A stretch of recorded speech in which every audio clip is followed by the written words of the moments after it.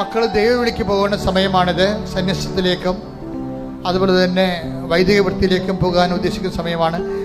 ആരെങ്കിലും അങ്ങനെ നിങ്ങളോട് പറഞ്ഞാൽ നിങ്ങൾ ഒരിക്കലും അവനെ എതിര് നിൽക്കരുത്. എൻ്റെ മകനെ നീയല്ലേ ഉള്ളൂ, ഒന്നൊരു മകനാണല്ല, അവനെ കുനൊന്നും പറയരുത്. കാര്യം അങ്ങനെ ഒരു ചിന്ത ഉണ്ടെങ്കിൽ അത് അവന് ദൈവം കൊടുത്ത ചിന്തയാണ്. അതുകൊണ്ട് തന്നെ ആ ചിന്ത അല്ല, അവൻ നിലനിൽക്കാൻ വേണ്ടിയാണ് അവന് വേണ്ടി പ്രാർത്ഥിക്കേണ്ടത്. നിങ്ങളുടെ കാര്യത്തെ ദൈവം അതിന് വേറെ സംവിധാനം ചെയ്യും. അതുപോലെ തന്നെ കൃപാസനത്തിലെ സന്യസ്തരുടെ അതുപോലെ തന്നെ ഒരു പരിശുദ്ധ സംഘം രൂപീകരിക്കാൻ ബിഷപ്പ് പിതാവ് രൂപതാമെത്താൻ തീരുമാനിച്ചിട്ടുണ്ട്. അപ്പോൾ കൃപാസനത്തിൻ്റെ ശുശ്രൂഷകൾ, ഇപ്പോൾ ജോമളെ പോലെയൊക്കെ ശുശ്രൂഷകൾ, അപ്പോൾ അതുപോലെ ആരെങ്കിലും ഈ ശുശ്രൂഷയിലേക്ക് ഇവിടെ സിസ്റ്ററായിട്ട് ജോലി ചെയ്യാൻ ഉദ്ദേശിക്കുന്നുണ്ടെങ്കിൽ അവർക്ക് എല്ലാ സിസ്റ്റേഴ്സിനെയും പോലെ ഉള്ള സഭയുടെ അംഗീകാരം നൽകിക്കൊണ്ട് അതിനെ ഒരു പ്രേക്ഷിത സമൂഹമായിട്ടും സന്യസ്ത സംഘമായിട്ടും രൂപീകരിക്കാനുള്ള തീരുമാനം പിതാവിൻ്റെ കയ്യിലുണ്ട്. അപ്പം അങ്ങനെ ആരെങ്കിലും ചേരാൻ കൃപാസന മാതാവിനോട് മാതാവിൻ്റെ സുവിശേഷ വേല അവൻ പറയണ പോലെ ചെയ്യിക്കുകയും ചെയ്തുകൊണ്ട് ലോകത്തിന് ഉടമ്പടിയുടെ വക്താക്കളായി മാറാൻ വേണ്ടി ആ ദൈവിക പദ്ധതി തുടർന്നു കൊണ്ടുപോകാൻ വേണ്ടി ആഗ്രഹിക്കുന്നവർ, അപ്പോൾ വൈദിക വൃത്തിക്ക് ആഗ്രഹിക്കുന്നവരായാലും ശരി, അവർ അതിനേക്കാൾ ഉപരി സിസ്റ്റേഴ്സായിട്ട് ഇവിടെ ജോലി ചെയ്യാൻ ആഗ്രഹിക്കുന്നവരായാലും ശരി, അവർ ചേർന്ന് പഠിക്കാനുണ്ടെങ്കിൽ തീർച്ചയായിട്ടും അവർക്ക് സ്വാഗതമുണ്ട്. അവരെ വിളിക്കേണ്ട നമ്പർ വാട്സപ്പ് നമ്പറാണ് 82 81 29 75 11. രണ്ടാമത്തെ അറിയിപ്പ്, കൃപാസനം മെയ് മാസം വണക്കം ആരംഭിക്കുകയാണ്. നിങ്ങളുടെ നിയോഗങ്ങൾ എഴുതി കൊടുത്തിട്ട് വണക്കത്തിൻ്റെ രസീത് വാങ്ങിക്കാവുന്നതാണ്. കൗണ്ടറിൽ വണക്കത്തിൻ്റെ രസീത് ലഭ്യമാണ്. മൂന്നാമത്തെ അറിയിപ്പ്, അവർക്ക് എപ്പോഴും നമ്മൾ ശ്രദ്ധിക്കേണ്ട വിഷയം അതാണ്. അത് കൃപാസനത്തിൻ്റെ ഏറ്റവും പ്രധാനപ്പെട്ട നേർച്ച വസ്തുക്കളാണ്. അതായത് ഉടമ്പടിയെ വിശ്വാസ പ്രയോഗത്തിലേക്ക് നമ്മൾ കൊണ്ടുവരണത് നേർച്ച വസ്തുക്കൾ ഉപയോഗിച്ചുകൊണ്ടാണ്. അത് കൃപാസനത്തിൻ്റെ ഉള്ളിൽ തന്നെ കിട്ടത്തുള്ളൂ. കൃപാസനത്തിൻ്റെ വ്യഞ്ചരിച്ചതാണെന്നുള്ള വ്യാജേന ചില കച്ചവടക്കാർ പുറത്ത് ചില തെറ്റായ കാര്യങ്ങൾ ചെയ്യുന്നുണ്ട്. അത് നമ്മളെക്കുറിച്ച് ജാഗ്രത ഉണ്ടാകണം. അങ്ങനെ ഒരു സംഭവം കൃപാസനത്തിൻ്റെ അല്ല. നേർച്ച വസ്തുക്കളെ സംബന്ധിച്ചിടത്തോളം അത് പല വിഷയങ്ങളിൽ പലകുറി ഉപവസിച്ചും പ്രാർത്ഥിച്ചും കുർബാന അർപ്പിച്ചുമാണ് വ്യഞ്ചരിക്കുന്നത്. അത് കൃപാസനത്തിൻ്റെ ഉള്ളിൽ മാത്രമേ ലഭിക്കത്തുള്ളത്. അത് അങ്ങനെ ആവശ്യമുള്ളവർ കൃപാസന ഉള്ളിൽ നിന്നാണ് വാങ്ങിക്കേണ്ടത്. കൃപാസന പത്രം 22 ഭാഷകൾ ലഭ്യമാണ്. ചൈനീസ് ഭാഷയിലാണ് അവസാനത്തെ പത്രം ഇറങ്ങിയിരിക്കുന്നത്. അവിടെ പ്രേക്ഷിത വേല ചൈനയിൽ പ്രേക്ഷിത വേല ചെയ്യുന്ന കൃപാസനം പ്രേക്ഷിതരുണ്ട്. അവരാണ് കൃപാസന പത്രം ചൈനീസ് ഭാഷയിൽ ഇറക്കിയിരിക്കുന്നത്. നമ്മളാണ് ഇവിടെ നിന്ന് മോണിറ്റർ ചെയ്യണത്. ഏതെങ്കിലും രാജ്യത്ത് ഇനിയും ആ ഭാഷയിൽ കൃപാസന പത്രം ഇല്ലെന്നുണ്ടെങ്കിൽ അത് ഏറ്റെടുത്ത് ആ മിഷൻ ഏറ്റെടുത്ത് ചെയ്യാൻ ഉദ്ദേശിക്കുന്നുണ്ടെങ്കിൽ നിങ്ങൾക്ക് ചെയ്യാവുന്നതാണ്. നമ്മുടെ കൃപാസനത്തിൽ സിസ്റ്റർമാരായിട്ട് വന്നിട്ട് 1 കൊല്ലം ശുശ്രൂഷ ചെയ്യുന്നവരുണ്ട്, 2 കൊല്ലം ശുശ്രൂഷ ചെയ്യുന്നവരുണ്ട്, 3 കൊല്ലം ശുശ്രൂഷ ചെയ്യുന്നവരുണ്ട്. അപ്പോൾ സിസ്റ്റർമാർക്ക് ആർക്കെങ്കിലും ഈ ധ്യാനം കൂടുന്നവരെ ആർക്കെങ്കിലും കൃപാസനത്തിൽ വന്ന് ശുശ്രൂഷ ചെയ്യണം, 1 കൊല്ലം പ്രാർത്ഥനയായിട്ട് ജീവിക്കണം, കൃപാസന മാതാവിൻ്റെ ശുശ്രൂഷ ഏർപ്പെട്ട് ജീവിക്കണം എന്നാഗ്രഹിക്കുന്നവർ സ്വാഭാവികമായിട്ടും മാനേജറിൻ്റെ നമ്പറിൽ വിളിക്കേണ്ടതാണ്. അല്ലെങ്കിൽ 9447285400 നമ്പറിൽ വിളിക്കേണ്ടതാണ്. സിസ്റ്റർമാർക്കൂടെ താമസിക്കാൻ പ്രത്യേകമായിട്ട് ഓരോരുത്തർക്കും മുറികളുണ്ട്. അവരുടെ പ്രാർത്ഥനാ ജീവിതത്തിന് ചാപ്പലുണ്ട്. അതുപോലെ തന്നെ അവരുടേതായിട്ടുള്ള കോൺവെൻ്റ് സെറ്റപ്പുകൾ ഇവിടെ സിറ്റുവേഷൻസ് ഇവിടെ ഉണ്ട്. അതനുസരിച്ച് നിങ്ങൾക്ക് ധൈര്യമായിട്ട് നിങ്ങളുടെ സന്യസ്ത ജീവിതം ഇവിടെ തുടർന്നുകൊണ്ട് പോകാം. വരുന്ന സിസ്റ്റേഴ്സ് കൃത്യമായിട്ടും ഇവിടുത്തെ ജോലി മാത്രം ചെയ്യാൻ ഉദ്ദേശിച്ച് വേണം വരാം. അങ്ങനെയുള്ളവർ മാത്രം വന്നാൽ മതിയാവും. അഖണ്ഡ ജപമാല ഗ്രൂപ്പുകൾ നിങ്ങൾക്ക് ആരംഭിക്കാവുന്നതാണ്. അഖണ്ഡ ജപമാല ഇവിടെ നിന്ന് നൽകുന്നതായിരിക്കും. അഖണ്ഡ ജപമാല ഗ്രൂപ്പുകൾ എല്ലാ മേഖലകളിലുമാണ് നമുക്ക് വേണ്ടി കൃപാസനത്തിന് വേണ്ടി മധ്യസ്ഥ പ്രാർത്ഥന നടക്കുന്നത്. അവരുടെ പ്രാർത്ഥന ലോകം മുഴുവൻ നടക്കുന്നുണ്ട്. അപ്പോൾ അതുപോലെ തന്നെ അഖണ്ഡമാല ഗ്രൂപ്പുകൾ സ്ഥാപിക്കുന്നവർ 9447285400 വിളിക്കുക. പെസക വ്യാഴാഴ്ച, ദുഃഖ വെള്ളിയാഴ്ച, ദുഃഖ ശനിയാഴ്ച, ഈസ്റ്റർ ഞായറാഴ്ച, ഈ 4 ദിവസവും കൃപാസനത്തിൽ യാതൊരുവിധ ഉടമ്പടി ശുശ്രൂഷകളും ഉണ്ടായിരിക്കുന്നതല്ല. അതൊരിക്കൽ കൂടി പറഞ്ഞിട്ടുണ്ട്. പെസക വ്യാഴാഴ്ച, ദുഃഖ വെള്ളിയാഴ്ച, ദുഃഖ ശനിയാഴ്ച, ഈസ്റ്റർ ഞായറാഴ്ച, ഈ ദിവസങ്ങളിൽ കൃപാസനത്തിൽ യാതൊരുവിധ ഉടമ്പടി ശുശ്രൂഷകളും അതിനോട് ബന്ധപ്പെട്ട ശുശ്രൂഷകളൊന്നും ഉണ്ടായിരിക്കുന്നതല്ല. അത് നിങ്ങൾക്ക് നിങ്ങളുടെ പള്ളികളിൽ പോകേണ്ടതും ആ പള്ളികളിൽ നിന്ന് നിങ്ങളുടെ പെസഹ ആരം ആചരിക്കുകയും വിശുദ്ധി പ്രാപിക്കുകയും ചെയ്യാനുള്ള സമയമാണ്. അത് പ്രത്യേകം ശ്രദ്ധിക്കണമെന്ന് പ്രത്യേകം ഓർപ്പിക്കുന്നു. തീർത്ഥാടനങ്ങളൊക്കെ പോകാം, പക്ഷേ അരൂപി നഷ്ടപ്പെടുത്തരുത്. ചില ആൾക്കാരെ ഉടമ്പടി സ്കൾക്ക് ചെയ്തുകൊണ്ട് ഇടവക പള്ളി സ്കൾക്ക് ചെയ്തുകൊണ്ട് ലോകത്തുള്ള ലോക തീർത്ഥാടനത്തിന് ഇറങ്ങും. അത് ഒരു തെറ്റായ അരൂപിയാണ്. അവിടെ ഉദ്ദേശം ദൈവമല്ല. അതുകൊണ്ട് എന്താ അങ്ങനെ പറയാൻ കാരണം വെച്ച് കഴിഞ്ഞാൽ നിങ്ങൾക്ക് എവിടെയും പോകാം, പക്ഷേ ഇടവകയിലുള്ള ശുശ്രൂഷകൾ കഴിഞ്ഞിട്ട് വേണം പോകാൻ. കാര്യം നമ്മൾ ജ്ഞാനസ്ഥാനപ്പെട്ടത് നമ്മൾ ആധ്യാത്മികം വളർത്തുന്നത് ഇടവകയാണ്. അത് ഓർത്തിട്ട് വേണം മറ്റുള്ള കാര്യങ്ങൾ. അപ്പം നിങ്ങളത് അലംഭാവവും അച്ചടക്കമില്ലാത്തവരാണ്. ഇടവക ഒഴിവാക്കിക്കൊണ്ട് മറ്റുള്ള കാര്യം ചിലർക്ക് മലയാറ്റത്തിലൊക്കെ പോകും, പക്ഷേ നല്ല ചൈതന്യത്തോടു കൂടി ഞാനും അതിനെ സപ്പോർട്ട് ചെയ്യുന്ന ആളാണ്. എന്താ ചൈതന്യത്തോടു കൂടി ഉപവസിച്ചൊക്കെ പ്രാർത്ഥിക്കുന്നവരുണ്ട്. അങ്ങനെ പോകുന്ന ആൾക്കാർ ചില ആൾക്കാർ ഇടവകമായിട്ട് ബന്ധമില്ലാത്തവരുണ്ട്. അപ്പോൾ അത് ഫേക്കാണ്. അത് തന്നെയാണ് മറ്റു തീർത്ഥാടനങ്ങൾ, വിശുദ്ധവാരത്തിലും മറ്റു തീർത്ഥാടനങ്ങൾ പോകും. ഇടവക വിട്ടിട്ട് ഒരു തീർത്ഥാടനം പോകുമ്പോൾ അതിനകത്ത് എന്തോ ഒരു കളിപ്പിക്കലുണ്ട്. വെച്ച് കഴിഞ്ഞാൽ അത് ഒരു ദൈവത്തിന് ഇറക്കാത്ത എന്തോ മാനസികാവസ്ഥ ഉണ്ട്. അതുകൊണ്ട് എല്ലാ തീർത്ഥാടനത്തിനും തീർത്ഥാടന പള്ളികളിലും പോവുക. ഈ ദിവസങ്ങളെല്ലാം പ്രാർത്ഥനയുടെ ദിവസങ്ങളാണ്. പക്ഷേ ഇടവകയിലെ ഷെഡ്യൂൾഡ് പ്രോഗ്രാം മുടക്കരുത്. കാര്യം നമ്മൾ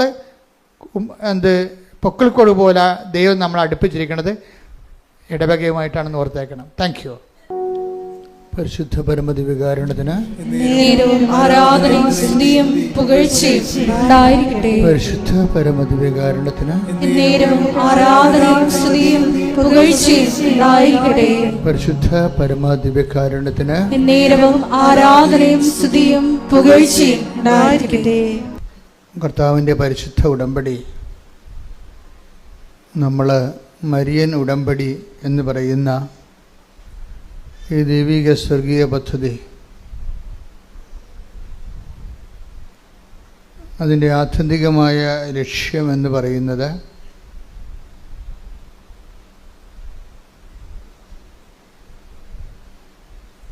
മറിയത്തിൻ്റെ ദൈവാനുഭവങ്ങൾ അഥവാ മറിയത്തിൻ്റെ ക്രിസ്തു അനുഭവങ്ങൾ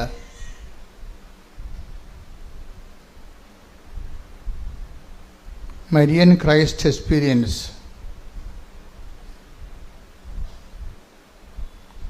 അതിൻ്റെ സാധ്യതകളെ പ്രയോജനപ്പെടുത്തിക്കൊണ്ട്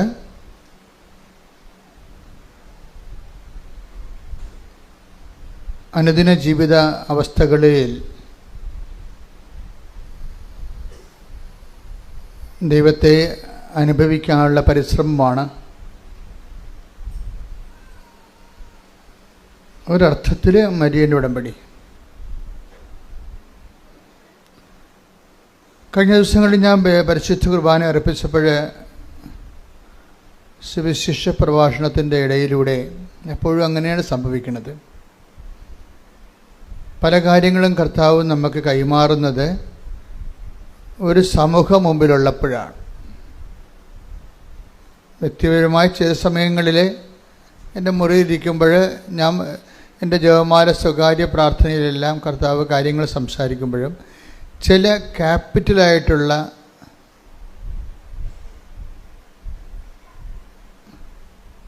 കണ്ടൻറ്റുകൾ അത് എപ്പോഴും ഒരു ജനത്തിൻ്റെ മുമ്പിൽ നിൽക്കുന്ന സമയത്താണ് കർത്താവ് സംസാരിക്കുന്നത്. അപ്പോഴേക്ക് മനസ്സിലായിട്ടുണ്ട് കർത്താവ് എന്നിലൂടെ ജനങ്ങളെ അഭിസംബോധന ചെയ്യുന്നുവെന്ന്. നമ്മുടെ മരിയൻ ധ്യാനം കൂടുന്ന പല ആൾക്കാർക്കും ഈ ധ്യാനം ഒരു ദൈവാനുഭവമായി മാറുന്നതും പലരും അത് ലൈവായിട്ട് കൂടാനാണ് ആഗ്രഹിക്കുന്നത്. ചിലർ ബുധനാഴ്ചയും വെള്ളിയാഴ്ചയൊക്കെ കൂടും, അങ്ങനെയല്ല. ചിലർ കച്ചകെട്ടി അതിന് ആ സമയം ഫ്രഷായിട്ട് തന്നെ ആ ഓൺലൈനിൽ തന്നെ കൂടും. ബാക്കി അവർ ഇന്നലെ ഒരു സാക്ഷ്യം ഉണ്ടായിരുന്നു. ഞാൻ അവിടെ പ്രാർത്ഥന ചെയ്താണ്, കർത്താവേ ആ 11:30 മണി ചൊവ്വാഴ്ച 11:30 മണി മുതൽ 1 മണി വരെ ആരും ഞങ്ങളുടെ വീട്ടിൽ വരല്ലേ എന്ന് ഇന്നലെ പറഞ്ഞ സാക്ഷ്യമാണ്. ആ ചൊവ്വാഴ്ച 11 ദാറ്റ് മീൻസ് അവർ ഏതാണ്ട് പരിശുദ്ധ കുർബാനയിലേക്ക് പങ്കെടുക്കുന്ന പോലെ മൊബൈൽ TV ആയിട്ട് കണക്ട് ചെയ്തിട്ട് ഇതിലേക്ക് അങ്ങ് കർത്താവ് ഇന്ന് എന്താണ് എന്നോട് സംസാരിക്കുന്നത് എന്ന് ദൈവത്തെ കേൾക്കാൻ വേണ്ടിയാണ് ഉടമ്പടി ധ്യാനം കൂടുന്നത്. ദൈവത്തെ കേൾക്കാൻ വേണ്ടിയാണ് ഉടമ്പടി ധ്യാനം കൂടുന്നതെങ്കിൽ കർത്താവ് അതിനെക്കുറിച്ച് നമ്മോട് സംസാരിച്ചിട്ടുണ്ട്. ഈ ഓരോരുത്തരുടെ ക്രൈസ്റ്റ് എക്സ്പീരിയൻസ്, ക്രൈസ്റ്റിനെ നമ്മൾ എങ്ങനെ കാണുന്നു എന്നതിനെ ആശ്രയിച്ചിരിക്കും. അതാണ് ഈശോ പറഞ്ഞത്, പ്രവാചകനായി സ്വീകരിക്കുന്നവന് അതിൻ്റെ ആനുപാതികമായിട്ടായിരിക്കും അനുഗ്രഹങ്ങൾ വരുന്നത്, അറിവ് വരുന്നത്. നീതിമാനെ take the bed of God, സ്തുതിക്കട്ടെ. ഹല്ലേലൂയ ഹല്ലേലൂയ ഹല്ലേലൂയ യേശുവേ നന്ദി. ഹല്ലേലൂയ ഹല്ലേലൂയ ഹല്ലേലൂയ. മത്തായി 10:41. മത്തായിയുടെ സുവിശേഷം 10:41 പ്രവാചകനെ പ്രവാചകനായി സ്വീകരിക്കുന്നവന്, എന്നിട്ട് പറഞ്ഞ് പ്രവാചകനായി സ്വീകരിക്കുന്നവന് പ്രവാചകന്റെ പ്രതിഫലവും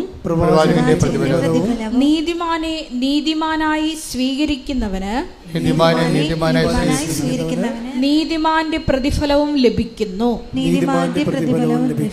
അപ്പൊ നമ്മൾ എങ്ങനെ സ്വീകരിക്കുന്നു അതിന് ആനുപാതികമായിട്ടാണ് നമ്മുടെ അനുഭവങ്ങൾ വരുന്നത്.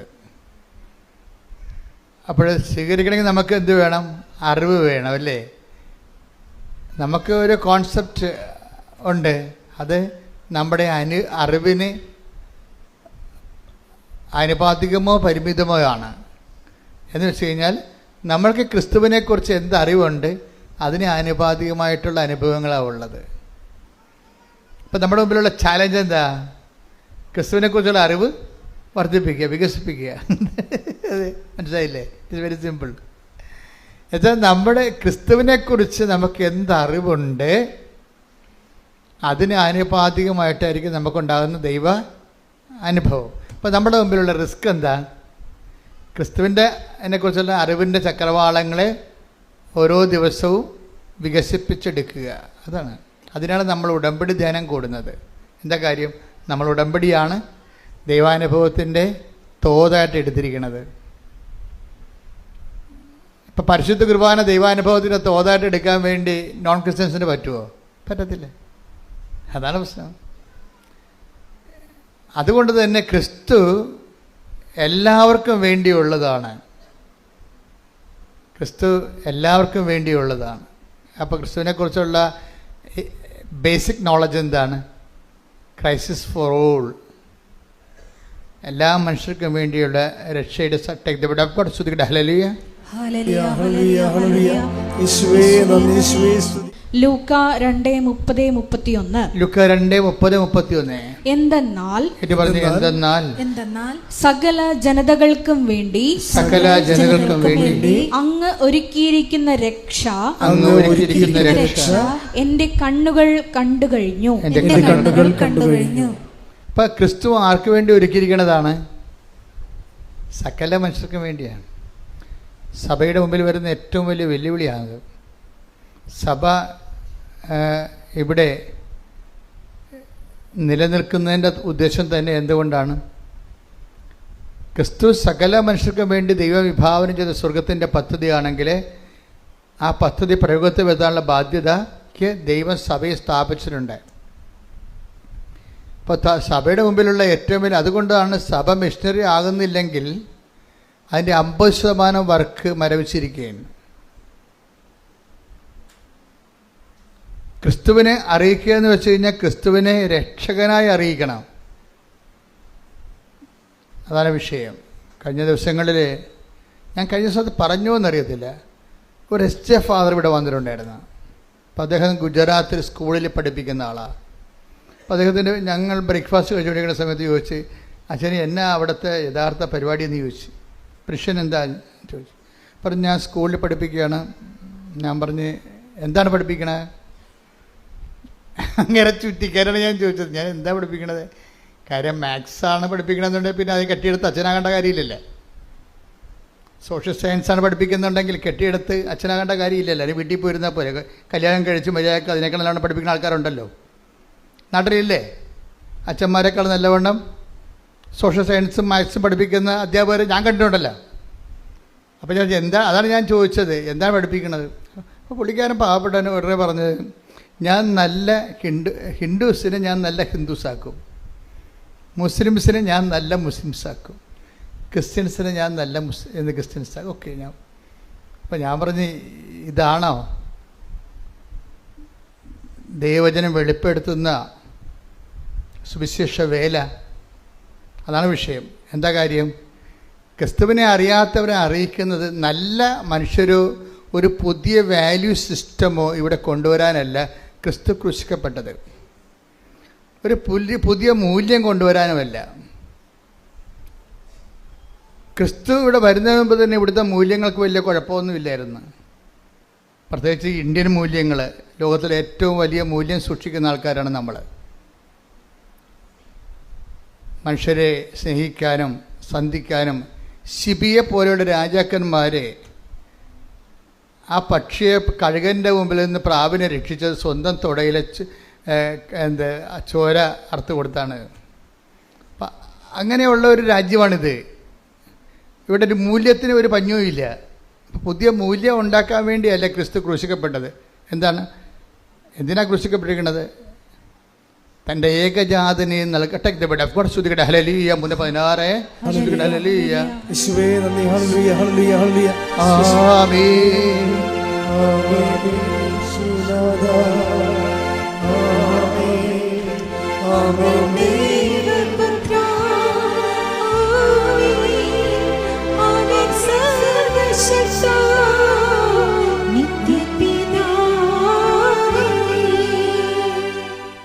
യോഹന്നാൻ 3:16. ഓക്കെ. എന്തെന്നാൽ അവനിൽ വിശ്വസിക്കുന്ന ഏവനും നശിച്ചു പോകാതെ നിത്യജീവൻ പ്രാപിക്കുന്നതിനു വേണ്ടി തന്റെ ഏകജാതനെ നൽകാൻ തക്കവിധം ദൈവം ലോകത്തെ അത്രമാത്രം സ്നേഹിച്ചു.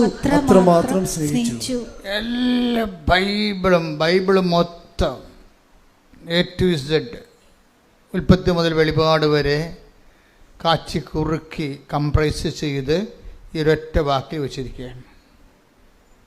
അത് ധ്യാനിക്കും തോറും നമുക്കിങ്ങനെ തീ കൊണ്ട് നമ്മളെ കത്തിക്കണ പോലെ നമുക്ക് കത്തിപ്പിടിക്കണ പോലെ തോന്നിക്കുകയാണ്. ധ്യാനിക്കും തോറും നമുക്ക് കത്തിപ്പിടിക്കും. എന്താ സംഭവിക്കണം? തൻ്റെ ഏകജാതനിൽ തന്റെ ഏകജാതനിൽ വിശ്വസിക്കുന്നവരാരും നശിച്ചു പോകാതെ രക്ഷ പ്രാപിക്കുന്നതിനായി ഏകജാതൻ എന്നുള്ള കോൺസെപ്റ്റ് ഇല്ല. പിതാവിൻ്റെ ഏകജാതൻ എന്നുള്ള ഒരു ആശയം, ഒരു സംവിധാനം ഇല്ല എന്നുണ്ടെങ്കിൽ സ്വർഗം മാനവരാശിയെ കാണുന്നത് നശിച്ചു പോയ കൂട്ടത്തിലാണ്. നിത്യത ഇല്ലാത്തയിടത്തോളം കാലം പിന്നെ ഉള്ളത് എന്താണ്? ഇവിടെയുള്ള മർത്യതയാണുള്ളത്. അത് കഴിയുമ്പോൾ പട്ടി, പാണൻ, കഴുത, പൂച്ച, മുയൽ ഒക്കെ ചത്ത് മലന്ന് മണ്ണോട് മണ്ണായതുപോലെ തീരും. ഇത് തീരാണ്ടിരിക്കാൻ വേണ്ടിയുള്ള ദൈവത്തിൻ്റെ സംവിധാനമാണ്. എന്താണ്? തൻ്റെ ഏകജാതനെ വിശ്വസിക്കുന്നവരാരും നശിച്ചു പോകാതെ പിന്നെന്ത് ചെയ്യണം? ഏറ്റു പറഞ്ഞ് നിത്യജീവൻ പ്രാപിക്കേണ്ടതിന് തന്റെ ഏകജാതനെ നൽകാൻ തക്കവിധം ദൈവം അത്രമാത്രം ലോകത്തെ സ്നേഹിച്ചു. അപ്പൊ ഇത് വിശുദ്ധ വാരത്തിലേക്കാണ് നമ്മൾ ഈ ധ്യാനം കൂടുന്നത്. വിശുദ്ധ വാരം എന്താണെന്ന് ചോദിച്ചു കഴിഞ്ഞാൽ ഒറ്റ വാക്യമേ ഉള്ളൂ. എന്താണ്? ഈ നമ്മൾ അനുതാപപ്പെടുന്നു. 14 പള്ളികളിലൊക്കെ ആൾക്കാർ പോയി ഓരോ സ്ഥലം പാടുന്നു, അടുത്ത കടന്ന് ചായയും കുടിച്ചിട്ടുണ്ട്, അടുത്ത പള്ളിയിൽ പോകുന്നു. അങ്ങനെയുള്ള ഒത്തിരിയേറെ കാര്യങ്ങളൊക്കെ നടക്കുന്നുണ്ട്. പക്ഷെ അതേസമയം തന്നെ ധ്യാനിക്കുന്ന വിഷയം എന്താ? കർത്താവിൻ്റെ പീഡാനുഭവവും പങ്കപ്പാടുമല്ല നമ്മുടെ ധ്യാന വിഷയം. എന്താ വിഷയം? ഈ പീഡാനുഭവത്തിലൂടെ പ്രദർശിക്കപ്പെടുന്ന ആ കർത്താവിൻ്റെ പീഡാനുഭവങ്ങളിലൂടെ ആവിഷ്കരിക്കപ്പെടുന്ന ദൈവത്തിൻ്റെ ഒരു സ്നേഹമുണ്ട്. അതാണ്, ആ സ്നേഹമാണല്ലോ കർത്താവിൻ്റെ പീഡാനുഭവത്തിന് കാരണമായി വന്നത്. അത്രമാത്രമെന്നാണ്. തൻ്റെ ഏകജാതനെ നൽകാൻ തക്കവിധം ദൈവം അത്രമാത്രം ലോകത്തെ സ്നേഹിച്ചു. അപ്പം തൻ്റെ ഏകജാതം നൽകാനെന്ന് വെച്ചാൽ കുരിശിൽ ഏൽപ്പിക്കാൻ തക്കവിധം. അപ്പം നമ്മൾ കുരിശിനെക്കുറിച്ചും കുരിശിൻ്റെ വഴിയെക്കുറിച്ചുമൊക്കെ ആലോചിക്കുകയും ചിന്തിക്കുകയും ചെയ്യുമ്പോഴേ നമ്മൾ ചിന്തിക്കേണ്ടി വരുന്ന ആളാരാണ്? പരപിതാവിൻ്റെ സ്നേഹമാണ്. ഈ ദിവസങ്ങളിൽ ഈ വിശുദ്ധ വാരത്തിൽ നിങ്ങൾ ചിന്തിക്കേണ്ടത് ദൈവത്തിൻ്റെ സ്നേഹത്തെക്കുറിച്ചാണ്. ഈ ദൈവത്തിൻ്റെ സ്നേഹത്തെക്കുറിച്ച് ചിന്തിക്കുകയും നമ്മൾ നടത്തുന്ന കുരിശിൻ്റെ വഴികൾ, അതുപോലെ തന്നെ നമ്മൾ നടത്തുന്ന ദാനധർമ്മങ്ങളും എല്ലാം ദൈവസ്നേഹത്തിന് പകരമായിട്ട് നമ്മളുടെ ഒരു സ്നേഹപ്രവൃത്തികളായിട്ട് വരണം. ഓരോ ശുശ്രൂഷ ചെയ്യുമ്പോൾ, ഇപ്പോൾ വിശുദ്ധ വാരത്തിൽ നമ്മൾ കുരിശിൻ്റെ വഴി നടത്തുന്നു, കുമ്പസാരിക്കുന്നു, നഗരി കാണിക്കലിന് പോകുന്നു, അങ്ങനെ കുറേ കാര്യങ്ങൾ നമ്മൾ പങ്കെടുക്കുന്നുണ്ട്. ഇതെല്ലാം അനുഷ്ഠാന പ്രകാരമുള്ള ആചാരവിധികളിലുള്ള ആധ്യാത്മികതയുടെ അനുഷ്ഠാന വിധികളാണത്. അതുകൊണ്ട് ഉദ്ദേശിക്കുന്ന കറസ്പോണ്ടിങ് എക്സ്പീരിയൻസ് എന്താണെന്ന് വെച്ച് കഴിഞ്ഞാൽ, ഇത് കൂടുന്ന വ്യക്തിക്ക് അതിലൂടെ ദൈവസ്നേഹം വർദ്ധിക്കണം. അല്ലാതെ ഒരു നാടകം കാണുന്ന പോലെയോ അല്ലെങ്കിൽ ഒരു കുറേ കാര്യം കാണുന്ന കാഴ്ചക്കാരനെ പോലെ നിനക്ക് അതിനകത്ത് പങ്കെടുക്കാൻ പറ്റും. പക്ഷെ മറിച്ച് നീ ഇതിൽ പങ്കെടുക്കുമ്പോൾ ദൈവം എനിക്ക് വേണ്ടി ഒരുക്കിയ ദൈവത്തിൻ്റെ സ്നേഹത്തിൻ്റെ അവസാനത്തെ ദൈവത്തിന് സാധ്യമായ ഒരു ആവിഷ്കാരമാണ് ക്രിസ്തുവിൻ്റെ പീഡാനുഭവവും കുരിശും മരണവും. ഇത് കാണുമ്പോൾ കർത്താവേ, നിന്റെ സ്നേഹത്താൽ എന്നെ നിറക്കണമേ എന്ന് പ്രാർത്ഥിച്ച കർത്താവേ, ഈ വിശുദ്ധ വാരത്തിൽ നിന്റെ പീഡാനുഭവങ്ങളെ, നിന്റെ ചമ്മട്ടിപ്പാടുകളെ, നിന്റെ മുൾക്കിരീടത്തെ, നിന്റെ കരചരണങ്ങളിലെ ആണിപ്പഴുതുകളെ, അതിൽ നിന്നൊഴുകുന്ന വിശുദ്ധ രക്തത്തെ ഞാൻ ധ്യാനിക്കുമ്പോൾ എനിക്ക് വേണ്ടി സഹിച്ച നിന്റെ സഹനങ്ങളുടെ അന്തർധാരയായ ദൈവസ്നേഹത്താൽ എന്നെയോ ക്രിസ്തുവിലൂടെ അഭിഷേകം ചെയ്യണമേ, ശക്തീകരിക്കണമേ.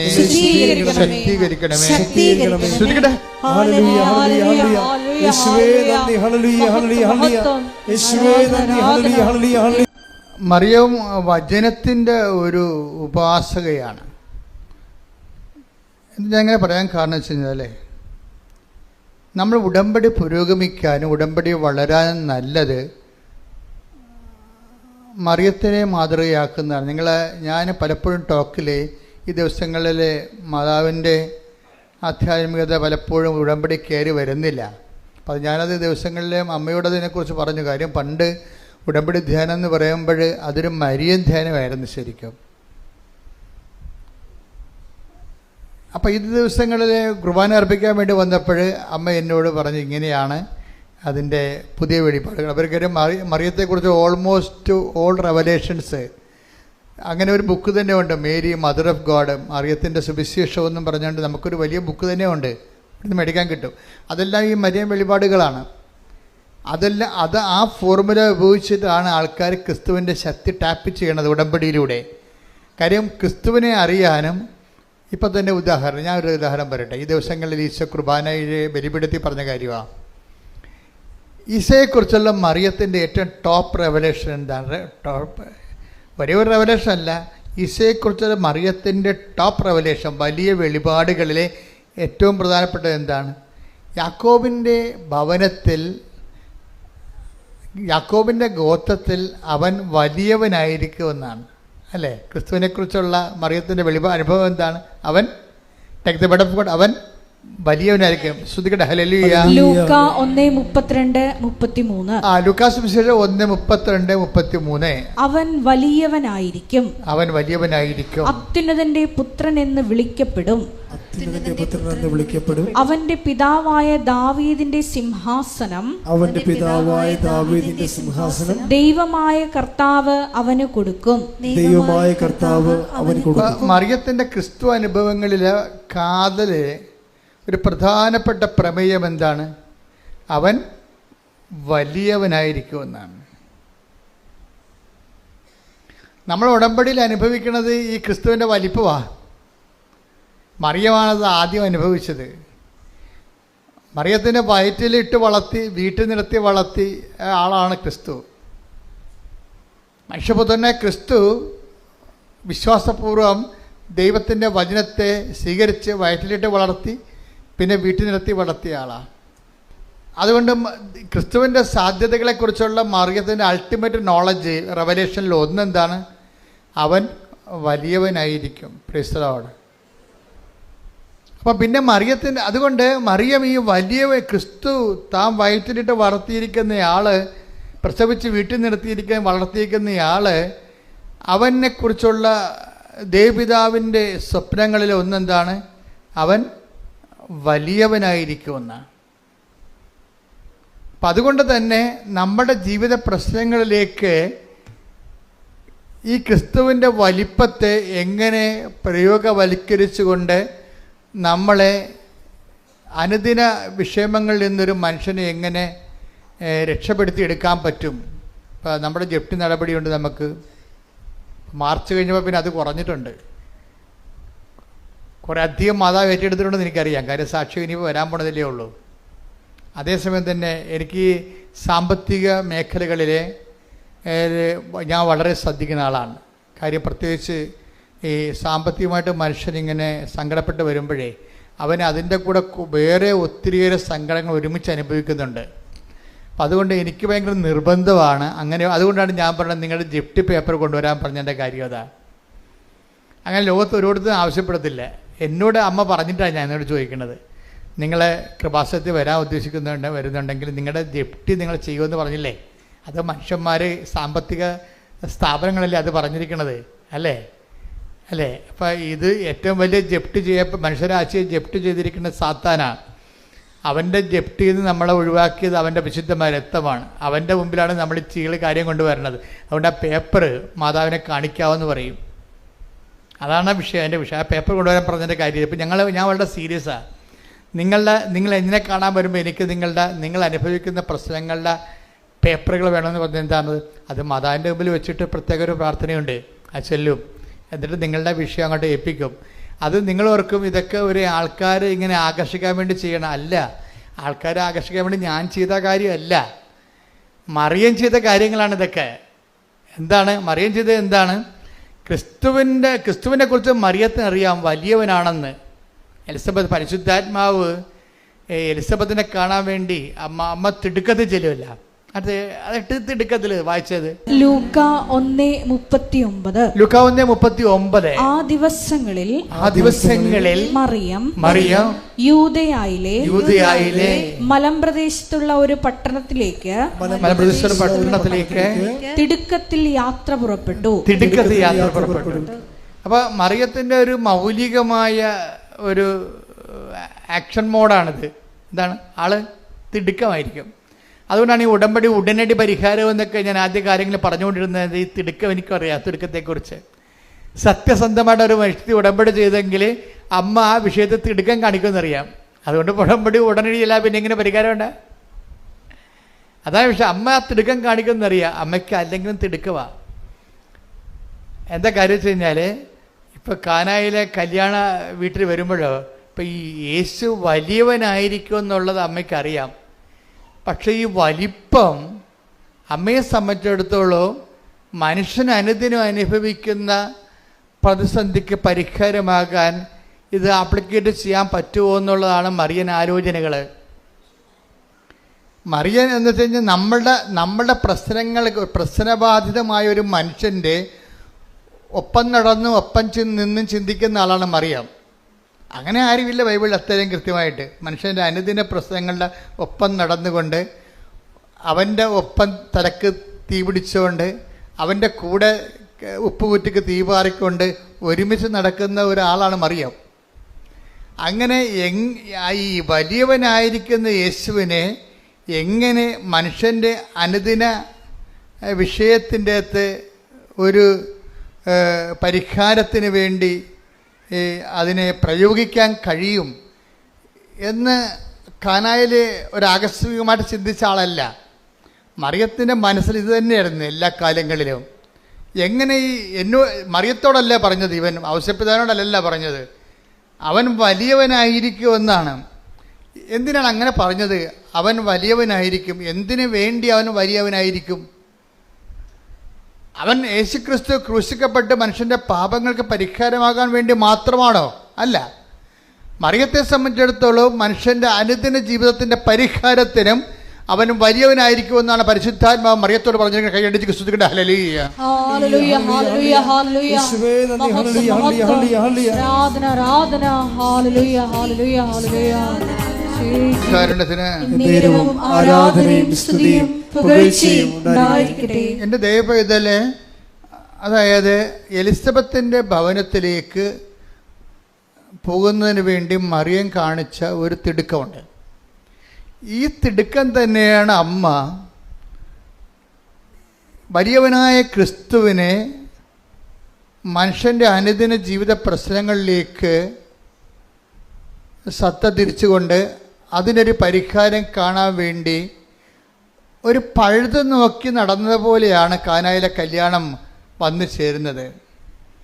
കാനായിലെ കല്യാണം വാസ്തവത്തിൽ അത് ശരിക്കും പറഞ്ഞാൽ ഞാൻ ഇപ്പോഴും വിശ്വസിക്കുന്നത് ഒരു സർക്കസ് സെൻസ് മാതാവ് ഇതേ ചിന്തയോടുകൂടി നടന്ന് ക്രിസ്തു വലിയവനാണെന്ന് അമ്മയ്ക്കറിയാം. ഈ വലിമ മനുഷ്യന് മനസ്സിലാകുന്ന ജീവിത പ്രശ്നങ്ങളിലേക്ക് അതിൻ്റെ സാധ്യതയെ പ്രയോഗിച്ചുകൊണ്ട് ക്രിസ്തുവിനെ മനുഷ്യൻ അവൻ്റെ സങ്കടങ്ങളിൽ സമാശ്വാസം നൽകുന്ന ദൈവത്തിൻ്റെ സ്നേഹരൂപമായി അനുഭവിക്കുന്ന ദൈവിക പദ്ധതി അമ്മയ്ക്ക് ഒരു ചെവിട്ടോർമ്മ പോലെ ചൊല്ലിക്കൊടുത്തതുപോലെ അമ്മ ഒരു പഴുതു നോക്കി നടക്കുകയായിരുന്നു. എപ്പോഴാണ് ഈ വലിയവനായ യേശുവിനെ മനുഷ്യൻ്റെ ജീവിതത്തിലെ പ്രശ്നങ്ങൾക്ക് പരിഹാരം ആക്കുക? അങ്ങനെ നടക്കുന്ന കാലത്താണ് കാനായിലെ കല്യാണം ഒരു പെട്ടെന്നിങ്ങനെ ഈ പാല് കടയുമ്പോൾ വെണ്ണ വന്ന പോലെ പൊന്തി വന്നത്. അവസരം പൊന്തി വന്നതാണ്. ആ അവസരം ശരിക്കും പറഞ്ഞ അമ്മയ്ക്ക് വേറെ ആ വിഷയം കൈകാര്യം ചെയ്യണമെങ്കിൽ തീർച്ചയായിട്ടും ഞാൻ ഇടയ്ക്ക് പറയാറുള്ളതാണ്, അത് വലിയൊരു വിഷയമല്ല, ഒരു ചെറിയൊരു പഴുതാണ്. അവിടെ വീഞ്ഞ് തീർന്നു പോയി, വേണമെങ്കിൽ അടുത്ത വീട്ടിൽ പോയി വായ്പ വാങ്ങിക്കാമെന്ന് പറയുമ്പോൾ ആ പ്രശ്നം തീരും. അടുത്ത വീട്ടിൽ പോയി വായ്പ വാങ്ങിക്കുക, അല്ലെങ്കിൽ 3-4 വീട്ടിൽ പോയി പെട്ടെന്ന് അവിടെ ഉള്ള വീഞ്ഞ്, അവിടെയൊക്കെ വീഞ്ഞുള്ള സ്ഥലമാണ്, ഞാനും പോയതാ. അവിടുന്ന് കുറേ വീഞ്ഞ് അവിടുന്ന് പോയപ്പോൾ കൊണ്ടുവരികയും ചെയ്തു ഇവിടെ. കാര്യം അതല്ല, അതോട് അവരുടെ ബിസിനസ്സാണത്. അപ്പം അതുകൊണ്ട് തന്നെ അവിടെ പഞ്ഞമൊന്നുമില്ല ഈ സംഭവം, അടുത്ത വീട്ടിൽ പോയ സംഭവം കിട്ടും. അങ്ങനെ ഒരു ഉപദേശം കൊടുക്കുന്നതിനുള്ള സാധ്യതയുണ്ട് അവിടെ. അല്ലെങ്കിൽ വിലക്ക് വാങ്ങാമല്ലോ. അപ്പോൾ ഈ 2 സംഭവം ചെയ്യാതെയാണ് അമ്മ ഈ വിഷയം യേശുവിൻ്റെ വലിയവനായ യേശുവിൻ്റെ വലിപ്പം മനുഷ്യൻ്റെ ജീവിത പ്രശ്നങ്ങൾ പരിഹാരമാകാനുള്ള സാധ്യത അമ്മ കണ്ടുപിടിച്ച ഒരു പോംവഴിയാണ്. നമ്മൾ അമ്മയെ വിളിക്കണത് എന്താണ്? ദിവ്യ രഹസ്യങ്ങളുടെ എന്താ വിളിക്കണേ? റോസാപുഷ്പം. ഞങ്ങളൊക്കെ എൻ്റെ കുഞ്ഞുനാളിലൊക്കെ വീട്ടിൽ അമ്മ പറയണത് വ്രതപുഷ്പമേ എന്നൊക്കെ പറയും. എനിക്ക് അന്ന് മനസ്സിലായിട്ടില്ല, ഇന്നും മനസ്സിലായിട്ടില്ല. ദിവ്യ രഹസ്യങ്ങളുടെ വ്രതപുഷ്പമേ വെച്ചാൽ തമിഴാണ്. ഞങ്ങളുടെ ഇവിടുത്തെ പ്രാർത്ഥനകളെല്ലാം കേരളത്തിലെ ക്രിസ്ത്യൻസിൻ്റെ പ്രാർത്ഥന പൊതുവേ ഒരു 100 കൊല്ലം മുമ്പ് ഒരു തമിഴായിരുന്നു. അപ്പം അതുകൊണ്ട് തമിഴിൻ്റെ പ്രാർത്ഥന പതുക്കെയാണ് ഇപ്പോൾ മലയാളത്തിലായത്. കാര്യം കേരളം തമിഴകം ആയിരുന്നല്ലോ. അപ്പം അതിനോട് ആ കാലങ്ങളിലെല്ലാം പഴയ വേദപാഠങ്ങളെല്ലാം തമിഴായിരുന്നു. അപ്പോൾ അത് ദൈവരഹസ്യങ്ങളുടെ വ്രതപുഷ്പം. ഞാൻ സെമേരി ചെന്നപ്പോൾ പഠിച്ചത് ഈ വ്രതപുഷ്പം എന്ന് പറഞ്ഞാൽ എന്താണ്? സെമേരി ചെന്നപ്പോൾ ഇംഗ്ലീഷ് റോസ് ശരിയാണ്. അപ്പോൾ അവിടെ പറഞ്ഞാൽ എന്താണ്? Mystic rose, pray for us എന്നുവെച്ചാൽ ദിവ്യരഹസ്യങ്ങളെ ഒരു തേൻ പോലെ ഒരു പനിനീർ പൂവിൽ സൂക്ഷിച്ചിരിക്കുന്നതാണ് അമ്മ. അമ്മ ഒരു പനിനീർ പൂവാണ്. ആ പനിനീർ പൂവിൽ ദിവ്യരഹസ്യങ്ങളുണ്ട്. തേന് പോലെ ഇരിക്കണ പൂവിൽ എങ്ങനെയാണ് തേനിരിക്കുന്നത് അതുപോലെ പരിശുദ്ധ മറിയമാവുന്ന സ്വർഗീയ പുഷ്പത്തിലെ തേനുണ്ട്. എന്തിൻ്റെയാണ്? ദിവ്യരഹസ്യങ്ങൾ. ദിവ്യരഹസ്യം എന്താണ്? ക്രിസ്തുവിനെക്കുറിച്ചുള്ള രഹസ്യങ്ങളാണ്. ക്രിസ്തുവിനെക്കുറിച്ചുള്ള രഹസ്യങ്ങൾ ആർക്കാണ് പകർന്നു കിട്ടിയിരിക്കുന്നത്? മറിയത്തിനാണ്. എന്താണ്? അവൻ വലിയവനായിരിക്കും. അതാണ് രഹസ്യമാണത്. അത് രഹസ്യമാണ്. ഈ രഹസ്യം അതാണ് അമ്മയ്ക്ക് കിട്ടിയിരിക്കുന്ന രഹസ്യമാണ് അമ്മ കാനായിലെ അത് പരസ്യമാക്കുന്നത്. ഈ രഹസ്യമില്ലേ, അതായത് ഇവൻ വലിയവനായിരിക്കും എന്നുള്ള ദിവ്യരഹസ്യം, അതാണ് ദിവ്യരഹസ്യങ്ങളുടെ പനിനീർ പുഷ്പമേ. അപ്പം ഈ രഹസ്യത്തെയാണ് അമ്മ അവൻ വലിയവനായിരിക്കും. ഈ യേശുക്രിസ്തുവിൻ്റെ ശക്തിയെ അമ്മ ബലഹീനനായ മനുഷ്യൻ്റെ ഉയർത്തെഴുന്നേൽപ്പിനും നിലനിൽപ്പിനും ഉയർച്ചയ്ക്കും അതിജീവനത്തിനുമായിട്ട് അമ്മ ഒരു പഴുത് നോക്കിയിരിക്കുകയായിരുന്നു. യേശുക്രിസ്തുവിനെ ഇൻട്രൊഡ്യൂസ് ചെയ്യാൻ വേണ്ടി ക്രിസ്തുവിൻ്റെ ശക്തി, ക്രിസ്തുവിലുള്ള ദൈവത്തിൻ്റെ പദ്ധതികൾ, മനുഷ്യൻ്റെ എല്ലാ സർവ്വതോന്മുഖമായ വീണ്ടെടുപ്പുകൾ നിലവിൽ വരുത്താൻ വേണ്ടി അമ്മ ഒരു പഴുത് നോക്കിയിരിക്കുകയാണ്. അങ്ങനെ വളരെ അത്രയ്ക്ക് വലിയ ആഡംബരമായിട്ട് പറയാൻ പറ്റുന്നില്ലെങ്കിലും കിട്ടിയ പഴുത് അമ്മ തിടുക്കത്തിൽ ഉപയോഗിക്കുകയാണ്. അവിടെയും തിടുക്കമാണ്, പെട്ടെന്നല്ല ഈ സംഭവം നടക്കുന്നത്. അവർ അടുത്ത വീട്ടിൽ പോയി വാടകയ്ക്ക് വീഞ്ഞും കാവിക്കൊണ്ട് വരണമെങ്കിൽ തന്നെ ഇവിടെ കാര്യം സാധിച്ചു. അതാണ് തിടുക്കം, അവിടെ തിടുക്കം കാണിക്കുന്നുണ്ട്. അതായത് അടുത്ത വീട്ടിൽ പോയി ആ വീട്ടുകാർ വീഞ്ഞ് തീരാൻ പോണെന്ന് കണ്ടപ്പോൾ തന്നെ ഇത് അമ്മയ്ക്കറിയാം, ഇത് ഇവർ വീഞ്ഞ് തീരാൻ പോണ എങ്ങനെ വീട്ടുകാരറിഞ്ഞു കഴിഞ്ഞാൽ ക്രിസ്തുവിനെ അറിയാൻ പാടില്ലാത്ത കാരണം അവർ വേറെ മാർഗങ്ങൾ ഉപയോഗിക്കുമെന്നറിയാം. അതാണ് വിഷയം. അവിടെ ക്രിസ്തുവിനെ അറിയാത്ത വീടാണത്. ക്രിസ്തുവിനെ അറിയാത്ത വീട്ടിൽ ഒരു വിഷയം ഉണ്ടായിക്കഴിഞ്ഞാൽ അവരറിഞ്ഞു കഴിയുമ്പോൾ, വിവാഹത്തിൻ്റെ ശോഷണം അറിഞ്ഞു കഴിയുമ്പോൾ ഓട്ടോമാറ്റിക്കലായിട്ട് അവർ വേറെ ക്രിസ്തുവിനെ ഇതരമായിട്ടുള്ള വേറെ മാർഗങ്ങൾ, വായ്പ വാങ്ങിക്കുകയോ വിലക്ക് വാങ്ങിക്കുകയോ എന്ന് അറിയാം, അവർ ചെയ്യുമെന്നറിയാം. അതിന് മുമ്പ് തന്നെ ഒരു തിടുക്കം കാണിക്കും. ഇവിടെ എലിസബത്തിൻ്റെ വീട്ടിലേക്ക് പോയി അതേ തിടുക്കം തന്നെ. ദൈവത്തിലെ ഓർക്കുക, നിൻ്റെ വിഷയത്തിനും നീ ഒരു ബൗദ്ധികമായ പരിഹാരം നീ കണ്ടെത്താൻ ഉള്ള സാവകാശത്തിന് മുമ്പേ മറിയം കാണിക്ക തിടുക്കത്തിന്റെ പേരാണ് ഉടമ്പടി. കൈയടിച്ച് സ്തുതിക്കട്ടെ. ഹല്ലേലൂയ, ഹല്ലേലൂയ, ഹല്ലേലൂയ, ഹല്ലേലൂയ, ഹല്ലേലൂയ.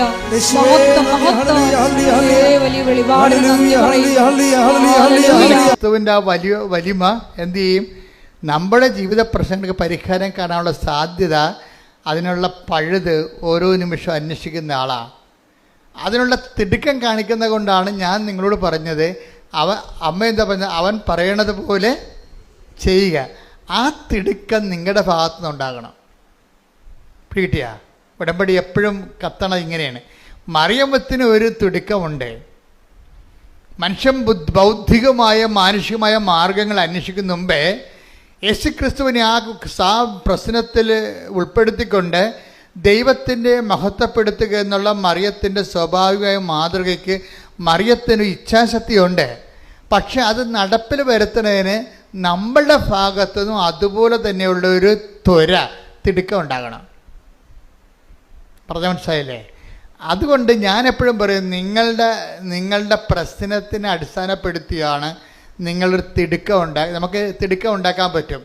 രണ്ട് തരത്തിലാണ് തിടുക്കം വരുന്നത്. ഒന്ന്, നിങ്ങളുടെ പ്രശ്നത്തെ അടിസ്ഥാനപ്പെടുത്തിക്കൊണ്ടൊരു തിടുക്കം ഉണ്ടാക്കാൻ പറ്റും. എന്താണ് കാരണം? നിങ്ങൾ ഇപ്പോൾ ഇംഗ്ലണ്ടിൽ പഠിക്കാൻ പോണ കക്ഷികളാണ്. അവിടെ ഇൻടേക്കിൻ്റെ അകത്ത് അവർക്ക് ഇപ്പോൾ സെപ്റ്റംബർ ഇൻടേക്ക് ഉണ്ട്. അതിൻ്റെ അകത്ത് കയറി പറ്റാൻ വേണ്ടി ഒരു തിടുക്കമുണ്ട്, ഇല്ലേ? ഒരു തിടുക്കം. അപ്പോൾ അതിൻ്റെ അകത്ത് നിങ്ങളുടെ പ്രാർത്ഥനയുടെ ഉദ്ദേശം എന്താണ്? നിങ്ങൾക്ക് തിടുക്കം ഉണ്ടാക്കണത് എന്താണ്? സെപ്റ്റംബറിൽ പോകാൻ പറ്റുന്നില്ലെങ്കിൽ പിന്നെ അടുത്ത ഫെബ്രുവരിയിലേ പോകാൻ പറ്റത്തുള്ളൂ. അപ്പം അതുകൊണ്ട് ഒരു സ്വാഭാവികമായിട്ട് ഉണ്ടാക്കുന്ന തിടുക്കമാണ്. ഞാൻ എന്താ ചെയ്യണത്? എപ്പോഴും നിങ്ങളുടെ ഈ മെറ്റീരിയലായിട്ടുള്ള തിടുക്കത്തെ ഞാനൊന്ന് ടെസ്റ്റ് ചെയ്തിട്ട് നിങ്ങളിലേക്ക് ദൈവസ്നേഹം ഇൻഡക്റ്റ് ചെയ്ത് തരും. നിങ്ങളുടെ ഇതിലേക്ക് ദൈവസ്നേഹം തരും. എന്താ കാര്യം വെച്ചാൽ, മറ്റൊരു പ്രശ്നം വെച്ച് കഴിഞ്ഞാൽ ആ ഇൻടേക്ക് കഴിയുമ്പോൾ നിങ്ങളുടെ തിടുക്കം പോവും. അശംപ്ര മനസ്സിലായില്ലേ? എൻ്റെ ടെക്നിക്കലായിട്ട് കാര്യം മനസ്സിലാക്കണം. നിങ്ങളുടെ ജപ്തി നടപടി മാർച്ച് കഴിഞ്ഞപ്പോൾ ഇപ്പോൾ തിടുക്കമില്ല. ഈ മാനുഷിക തിടുക്കം, മെറ്റീരിയലായിട്ടുള്ള തിടുക്കത്തിൻ്റെ കുഴപ്പം അത് കണ്ടീഷണലാണ്. അതൊരു വിഷയമായിട്ടും ഒരു സീസണലായിട്ടുള്ള തിടുക്കമാണ്. നിങ്ങളുടെ ഇൻടേക്ക് കഴിഞ്ഞു, സെപ്റ്റംബറിൽ കിട്ടിയില്ല, അതിന് കുഴപ്പമില്ല, ഇപ്പോൾ ഫെബ്രുവരിയല്ലേ, അതിന് ശേഷം പോയി നമുക്ക് ഇംഗ്ലീഷ് പഠിക്കാമെന്ന് പറയും. അപ്പോൾ നിങ്ങളുടെ തിടുക്കം പോയി. പക്ഷേ ആ തിടുക്കമല്ല നമുക്ക് വേണ്ടത്. ഒരു വിഷയബന്ധിതയായ തിടുക്കമാണ് നിങ്ങൾക്കുള്ളത്. മറിച്ച് എനിക്കറിയാം നിങ്ങളുടെ തിടുക്കം മെറ്റീരിയലാണെന്നറിയാം. നിങ്ങൾ ആ വിഷയം, ആ സമയം കഴിഞ്ഞ് കഴിഞ്ഞാൽ പിന്നെ നിങ്ങൾ തിടുക്കം കുറയും. പക്ഷേ പ്രശ്നം എന്താ വെച്ചാൽ, തിടുക്കം കൂട്ടുകയും തിടുക്കം കുറയ്ക്കുകയും ചെയ്യുന്നത് ആരോടാണ്? ദൈവത്തോടല്ലേ. അതാണൊരു കുഴപ്പം. ഇതിൽ വരുന്നൊരു അപകടം അതാണ്. നിങ്ങളിപ്പോൾ ജപ്തി മാറ്റി വെക്കാൻ വേണ്ടി നിങ്ങൾ ഒരു തിടുക്കം കാണിക്കുന്നത്. ജപ്തി മാറ്റി വെച്ച് കഴിയുമ്പോൾ പിന്നെ നിങ്ങൾക്ക് ഉടമ്പടി ആ പഴയതുപോലെയുള്ള ഫെർവൻസ് ഇല്ല. എന്താ കാര്യം? നിങ്ങളുടെ തിടുക്കമെല്ലാം ഒരു വിഷയത്തെ ബന്ധിതമായിട്ട് വെച്ചിരുന്നതാണ്. അപ്പം ഞാൻ എന്താ ചെയ്യണത്? ഞാൻ പലപ്പോഴും ചെയ്യണത് നിങ്ങളുടെ തിടുക്കം വിഷയത്തിൽ നിന്ന് മാറ്റിയിട്ട് വ്യക്തിയിലേക്ക് ഞാൻ ലിങ്ക് ചെയ്യിക്കും. വ്യക്തി എന്ന് പറയാൻ ആരാണ്? ഒന്ന് ക്രിസ്തുവിലേക്ക് ഞാൻ ലിങ്ക് ചെയ്യിക്കും. എന്നിട്ട് നിങ്ങളിൽ ക്രിസ്തുവിനെക്കുറിച്ചുള്ള സ്നേഹവും ക്രിസ്തുവിൻ്റെ ഇടപെടലിനെക്കുറിച്ച് ഞാൻ നിങ്ങളോട് കൂടുതൽ പറയും. എന്നിട്ട് ഞാൻ പറയും, നിങ്ങൾ പൊതിച്ചോറ് കൊടുക്കുമ്പോഴും പത്രം കൊടുക്കുമ്പോഴും ക്രിസ്തുവിനെക്കുറിച്ചുള്ള സ്നേഹത്താൽ കൊടുക്കാൻ പറയും. അല്ലാതെ നിങ്ങളെ ഇൻറ്റൻഷൻ വെച്ചിട്ട് ഇവിടെ എഴുതി വെച്ചിരിക്കുന്ന വിഷയത്തെ അല്ല നിങ്ങൾ അടിസ്ഥാനപ്പെടുത്തേണ്ടത്. നിങ്ങൾ ചെയ്യേണ്ട ഓരോ കാര്യവും, പത്രം കൊടുത്താലും വെയിൽ കൊണ്ടാലും അതിനുവേണ്ടി മഴ കൊണ്ടാലും നിങ്ങൾ എന്ത് ചെയ്യണം? അത് ക്രിസ്തുവിൻ്റെ സ്നേഹത്തെ കാഴ്ചവെക്കാൻ പറയും. എന്തിനറിയാവോ? എനിക്ക് നിങ്ങളുടെ തിടുക്കത്തെ ക്രിസ്തുവിൻ്റെ വ്യക്തിത്വത്തോട് ബന്ധപ്പെടുത്തി നിർത്തിക്കഴിഞ്ഞാലുള്ള ഗുണമെന്ന് പറയണത് അതങ്ങനെ ശാശ്വതമായിട്ട് നിൽക്കും. മറ്റത് വിഷയബന്ധിയാണ്, സീസണബിളാണ്. നിന്റെ ജപ്തി നടപടി മാറുമ്പോഴും പരീക്ഷ കഴിയുമ്പോഴും നിങ്ങളുടെ തിടുക്കം കുറയും. അപ്പോൾ അങ്ങനെ ഒരു റിലേഷൻസ് നമുക്ക് ദൈവമായിട്ട് മെയിൻറ്റെയിൻ ചെയ്യാൻ പറ്റത്തില്ല. പറ്റുമായിരിക്കും, പക്ഷേ പരിമിതികളുണ്ട്. അതിന് ദൈവത്തിനറിയാൻ പറ്റും. ഓർഡർ തമ്മാവ അറിയാം, ഇത് വെറുതെ വിഷയത്തിന് വേണ്ടി വന്നിരിക്കുകയാണ്, വയറ്റിപ്പഴപ്പ് പരിപാടിയാണ്, എനിക്ക് അതിൻ്റെ അകത്ത് റോളില്ലെന്ന് ദൈവത്തെ മനസ്സിലായാൽ പിന്നെ ഇത് ആവശ്യമില്ലാതെ ഇങ്ങനെ ലാഗാകും. ഇപ്പോൾ ഉടമ്പടിയെ നിങ്ങൾ ആവശ്യമില്ലാതെ ലാഗാക്കരുത്. അത് വിഷയബന്ധിയോ സീസണബിളോ ആയിട്ട് നമ്മൾ ഉടമ്പടി എടുത്തു കഴിയുമ്പോൾ തിടുക്കവും അതുപോലെ വരും. മറിച്ച് അത് അച്ഛൻ എപ്പോഴും നിങ്ങളോട് പറയണത്, നിങ്ങൾ ദൈവസ്നേഹത്തിൻ്റെ ഫോർമാറ്റിലേക്ക് ഇത് റീഫോർമാറ്റ് ചെയ്യാൻ പറയും. എല്ലാം ഇപ്പോൾ കാര്യം ഞാൻ അങ്ങനെ ചെയ്യണതല്ല, എൻ്റെ ജീവിതത്തിൽ മുഴുവൻ അങ്ങനെ ചെയ്യണത്. അതെനിക്ക് ആരും ഇപ്പം പുതുതായിട്ട് പറഞ്ഞു തന്നതല്ല. എനിക്ക് പണ്ട് മുതലേ അച്ഛനായ കാലം മുതൽ മനസ്സിലാകുമായിരുന്നു, ഇവിടുത്തെ മെയിൻ എന്ത് കാര്യം ചെയ്താലും അത് ദൈവസ്നേഹമാണ്. അല്ല സഭയെ ഒപ്പിക്കുക എന്നുള്ളതൊക്കെ സെക്കൻഡറി ആയിട്ട് വരുന്ന സാങ്കേതിക വിഷയങ്ങളാണ്. അതല്ല, സഭയെ സ്നേഹിക്കുന്നതും ശുശ്രൂഷിക്കുന്നതും എല്ലാം അതിൻ്റെ ബേസിക്കായിട്ടുള്ള ദൈവസ്നേഹമാണ് വരേണ്ടതെന്ന്. അപ്പം നിങ്ങളും ഉടമ്പടി എടുക്കുമ്പോൾ ഉടമ്പടി ജീവിക്കുമ്പോൾ ഈ കണ്ടൻറ് ഓഫ് ലവ് വർത്തിക്കാൻ നോക്കണം. പറഞ്ഞു എന്നാൽ എളുപ്പമാണ് ഈ സംഭവം. അങ്ങനെ ദൈവത്തിന് ഒരിക്കലും നിങ്ങളെക്കുറിച്ച് നിങ്ങൾ തോന്നുകയാണ് നിങ്ങൾ ദൈവസ്നേഹത്തിൻ്റെ വക്താവാണെന്ന് ദൈവത്തിന് തോന്നിയാൽ പിന്നെ ഇത്രയും ഈ പ്രശ്നങ്ങളൊന്നുമില്ല. ഒരിക്കലും ഞാൻ എപ്പോഴും നിങ്ങൾ പറഞ്ഞിട്ടുണ്ടല്ലേ, കഴിഞ്ഞ പ്രാവശ്യമൊക്കെ പറഞ്ഞു, ഇതിൻ്റെ റിസ്ക് എന്ന് പറഞ്ഞാൽ എന്താണ്? ഇപ്പോൾ I will be with you unto the last. ഞാൻ നിങ്ങളുടെ കൂടെ ഉണ്ടാകും. I will come with you wherever you go. നിങ്ങൾ എവിടെ പോയാലും ഞാൻ അത് ഉടമ്പടിയിലുള്ളതല്ലേ. ദൈവം നമ്മുടെ കൂടെ ഉണ്ടാകുമെന്നുള്ള കാര്യം എന്താണ്? അത് ഉടമ്പടിയിലുള്ളതാണ്. അത് പക്ഷേ ഉള്ള പ്രശ്നമെന്ന് വെച്ചാൽ അതിനൊരു പ്രശ്നമുണ്ട്. ദൈവം നമ്മളുടെ കൂടെ ഉണ്ടാകുമെന്നുള്ള കാര്യം അത് ഉടമ്പടിയിലുള്ളതാണ്. പക്ഷെ അതിൻ്റെ അകത്തെ റിസ്ക് ഫാക്ടർ എന്ന് പറഞ്ഞാൽ എന്താണ്? ഇപ്പോൾ നമ്മുടെ Joshua 1:9 I will come with you wherever you go. നീ എവിടെ പോയാലും ഞാൻ നിൻ്റെ കൂടെ ഉണ്ടാകും. കർത്താവ് പിരിയാൻ നേരത്ത് സ്വർഗ്ഗാരോഹണ സമയത്ത് പറഞ്ഞ് ലോകത്തിൻ്റെ അവസാനം വരെ ഞാൻ നിങ്ങളുടെ കൂടെ ഉണ്ടാകും. അപ്പം ദൈവത്തിൻ്റെ വാഗ്ദാനത്തിൻ്റെ ഭാഗമാണിത്. അത് ഗ്യാരണ്ടീഡാണ്. You got the point. അച്ഛൻ പറഞ്ഞ മനസ്സിലായില്ലേ? ഉടമ്പടി ടെക്നിക്കായിട്ട് പഠിക്കണം. ഇത് ദൈവത്തിൻ്റെ സാന്നിധ്യം, ഞാൻ എവിടെ പോയാൽ നിങ്ങളുടെ കൂടെ ഉണ്ടാകും എന്നുള്ളത് ദൈവത്തിൻ്റെ വാഗ്ദാനത്തിൻ്റെ പുറപ്പാട് 3:14 ജോഷുവ 1:9 അതുപോലെ തന്നെ 28:20 മത്തായി 28:20 കാലത്തിൻ്റെ അവസാനം വരെ ഞാൻ നിങ്ങളുടെ കൂടെ ഉണ്ടാകും. ഈ പ്രസൻസ് എന്ന് പറയുന്ന സംഭവം എല്ലായിടത്തും ദൈവത്തിൻ്റെ പ്രഖ്യാപിതമായ വാഗ്ദാനത്തിൻ്റെ അടിസ്ഥാന ഘടകമാണ്. പക്ഷേ പ്രസൻസ് നമുക്ക് ഫീൽ ചെയ്യണമെന്ന് നിർബന്ധമില്ല. പ്രസൻസ് ഗ്യാരണ്ടീഡാണ്. പക്ഷെ കാര്യം ഇതിനകത്ത് ഗ്യാരണ്ടീഡ് അല്ലാത്ത ഒരു ഘടകമുണ്ട്. എന്താണ്? നമ്മൾ ദൈവത്തിൻ്റെ കൂടെ ഉണ്ടാവുക എന്നുള്ളതാണ് ഗ്യാരണ്ടി ഇല്ലാത്ത സംഭവം. ഞാൻ മനസ്സിലായില്ലേ? ദൈവം നമ്മുടെ കൂടെ ഉണ്ടാവുക ഗ്യാരണ്ടി ഉള്ള കാര്യമാണ്. എന്താ കാര്യം? അത് വാഗ്ദാനത്തിൻ്റെ ഭാഗമാണ്. ദൈവത്തിന് നമ്മളെ വഞ്ചിക്കാൻ പറ്റത്തില്ല, അവനെ തന്നെ വഞ്ചിക്കാൻ പറ്റത്തില്ല. അത് ഗ്യാരണ്ടീഡാണ്. ഇത് ഗ്യാരണ്ടീഡ് അല്ലാത്ത ഒരു ഘടകമുണ്ട് ഇതിൻ്റെ അകത്ത്. അതെന്താണ്? നമ്മൾ ദൈവത്തിൻ്റെ കൂടെ ഉണ്ടാകുമോ ഇല്ലേ എന്നുള്ളത്. മനസ്സിലായില്ലേ? അപ്പം നമ്മുടെ റിസ്ക് എന്താ? കർത്താവ് നമ്മുടെ കൂടെ ഉണ്ടാവും എന്നുള്ള കാര്യം it is sure, 100% certain sure. പക്ഷേ ഇത് അനുഭവവേദ്യമാകുക എന്നുള്ള വിഷയം എന്ന് പറയുന്നത് നമ്മൾ അതുപോലെ തന്നെ അവൻ്റെ കൂടെ ഉണ്ടാകണം. അതാണ് വിഷയം. നമ്മൾ അവൻ്റെ കൂടെ ഉണ്ടാകാതിരിക്കാനുള്ള സാഹചര്യങ്ങളെയാണ് നമ്മളിവിടെ അഡ്രസ്സ് ചെയ്തിട്ട് അനുതാപത്തിലേക്ക് നിങ്ങളെ കൊണ്ടുവരുന്നത്. പറഞ്ഞ മനസ്സിലായില്ലേ? ഇതിൻ്റെ വിഷയം എന്താണ്? ഞാൻ നോക്കണത് എന്താണ്? ഞാൻ ഇതൊരു സോഷ്യൽ കൗൺസിലിങ്ങിലൂടെയാണ്. ഞാൻ ആ വ്യക്തിപരമായിട്ട് ആൾക്കാരെ കണ്ട് കൗൺസിൽ ചെയ്യത്തില്ല. എനിക്ക് പറയാനുള്ള കാര്യങ്ങൾ ദൈവം സോഷ്യൽ കൗൺസിലിങ്ങിലൂടെയാണ് പറയണത്. ഈ സോഷ്യൽ കൗൺസിലിലൂടെ തന്നെയാണ് ആൾക്കാർ ഇതെല്ലാം സ്വീകരിക്കുകയും ചെയ്യുന്നത്. കാര്യം സാക്ഷ്യം കേൾക്കുമ്പോൾ അറിയാൻ പറ്റും, അച്ഛനത് പറഞ്ഞപ്പോൾ ഞങ്ങൾക്കത് അതിനെക്കുറിച്ച് ധാരണ കിട്ടിയെന്ന് പറയും. അത് സോഷ്യൽ കൗൺസിലിംഗ് ബോധ്യം കിട്ടി. അച്ഛൻ കൊടുത്ത അറിവ് അവർക്ക് അനുഭവമായി, അനുഭവം ബോധ്യമായി, ബോധ്യം സാക്ഷ്യമായി, സാക്ഷ്യം സന്തോഷമായി, പിന്നെ സന്തോഷം സ്വർഗമാകും.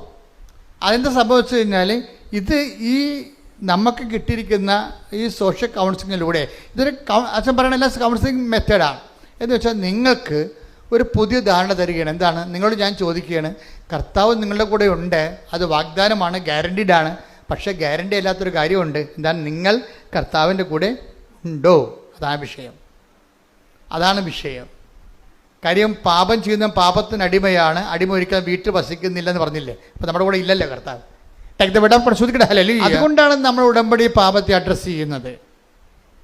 പാപത്തെ അഡ്രസ്സ് ചെയ്യണതും പാപത്തിൻ്റെ പടിപടിയായിട്ട്, അതായത് പാപത്തെ നമുക്ക് തലയിലെ പേൻ പെറുക്കി കളയണ പോലെ പെറുക്കി കളയാൻ പറ്റത്തില്ല.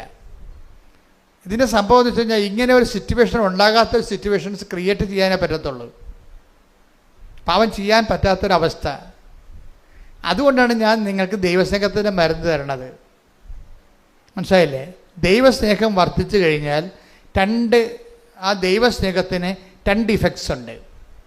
നിങ്ങളുടെ ഒരു വ്യക്തി, ഒരു ആത്മാവിൽ ദൈവസ്നേഹം വർദ്ധിക്കുമ്പോൾ 2 ഇഫക്റ്റ് ഉണ്ടാവും. ഒന്ന്, പാപം ചെയ്യാനുള്ള വാസനകളുടെ മേൽ ദൈവം അഭിഷേകം തരും. അത് ദൈവം നേരിട്ട് തന്നതാണ്. അതിൻ്റെ കാര്യം വെച്ചാൽ എൻ്റെ നിർമ്മലൻ അഴിഞ്ഞു പോകാൻ അനുവദിക്കത്തില്ല. സങ്കീർത്തനം 16:10. സങ്കീർത്തനം 16:10. അവിടുന്ന് എന്നെ പാതാളത്തിൽ തള്ളുകയില്ല, അങ്ങയുടെ പരിശുദ്ധൻ ജീർണിക്കാൻ അനുവദിക്കുകയില്ല. അതായത് പാപം ചെയ്യാതിരിക്കാനുള്ള ഒരു ആന്തരിക അഭിഷേകം നമുക്ക് തരും. ഈ ജീർണവസ്തുവിനെക്കുറിച്ചും പാതാളത്തിൽ തള്ളുന്നതിനെക്കുറിച്ചൊക്കെ പറയുന്നുണ്ടെങ്കിലും ആധ്യാത്മിക ജീർണതയും അവിടെ വിഷയമാണ്. ശരിക്കും നമ്മുടെ ആധ്യാത്മിക ജീർണതയെ പ്രതിരോധിക്കുന്നത് ഈ എൻ്റെ നിർമ്മലൻ എന്നുള്ള സ്റ്റാറ്റസിലാണ്. ആരാണ്? മനസ്സിലായില്ലേ? ആധ്യാത്മിക ജീർണത. നമ്മളിപ്പോൾ ചില ധ്യാനകേന്ദ്രങ്ങളൊക്കെ നിങ്ങളുടെ പാപം 150 പാപം 560 പാപം കൊണ്ടുപോകാൻ മണ്ണെണ്ണ ഒഴിച്ച് കത്തിക്കാന്നൊക്കെ പറയും. കത്തിച്ചാൽ ഈ പന്നികൾ അത് തന്നെ ചെയ്യുകയും ചെയ്യും വീണ്ടും. അങ്ങനെയുള്ള സൂത്രപ്പണികളും അഭ്യാസങ്ങളും ഒന്നും കൊണ്ട് പാപത്തെ നയിക്കാൻ പറ്റത്തില്ല. പാപത്തെ നമ്മൾ ടാർഗറ്റ് ചെയ്യാൻ ഉദ്ദേശിക്കുന്നുണ്ടെങ്കിൽ ആ വ്യക്തിക്ക് ദൈവസ്നേഹം വളർന്നിരിക്കണം. ദൈവസ്നേഹം വളർന്ന 2 ഇഫക്റ്റ് വരും. എന്താ ഇഫക്റ്റ് പറഞ്ഞു? ഒന്ന്, ദൈവത്തിനൊരു റിസ്ക് ഉണ്ട്. എന്താണ്? എൻ്റെ നിർമ്മലൻ ആധ്യാത്മിക ജീർണിക്കാൻ ഞാൻ അനുവദിക്കത്തില്ല. അത് നമുക്ക് സപ്പോർട്ട് കിട്ടുന്നതാണ്. പിന്നെ എന്താ വെച്ച് കഴിഞ്ഞാൽ നമ്മൾക്ക് തന്നെ ഇങ്ങനെയുള്ള സാഹചര്യങ്ങളോട് അഫിനിറ്റി കുറയും, താല്പര്യം. പാപം ചെയ്യാനുള്ള ഒന്നെങ്കിൽ 2 തരത്തിൽ, ഒന്നെങ്കിൽ ഒരു പ്രലോഭനത്തിൽ ഉൾപ്പെടുത്തരുത് നമ്മൾ പ്രാർത്ഥിക്കുമ്പോൾ അങ്ങനെയുള്ള സാഹചര്യങ്ങളിൽ നിന്ന് ഇരിക്കാനുള്ള സാധ്യതയെ ദൈവം ട്രേസ് ഔട്ട് ചെയ്യുന്നുണ്ട്. ഇപ്പം എന്താ പറയുക? ഞങ്ങളെ പ്രലോഭനത്തിൽ ഉൾപ്പെടുത്തരുത് എന്നല്ല പറയണത്. അപ്പം അതിൻ്റെ അർത്ഥം എന്താണ്? അങ്ങനെ ഒരു സിറ്റുവേഷൻ ഉണ്ട് ആധ്യാത്മിക ജീവിതത്തിൽ എന്ന് ഈശോ വെളിപ്പെടുത്തിയിരിക്കുന്നു. കൈയടിക്കട്ടെ.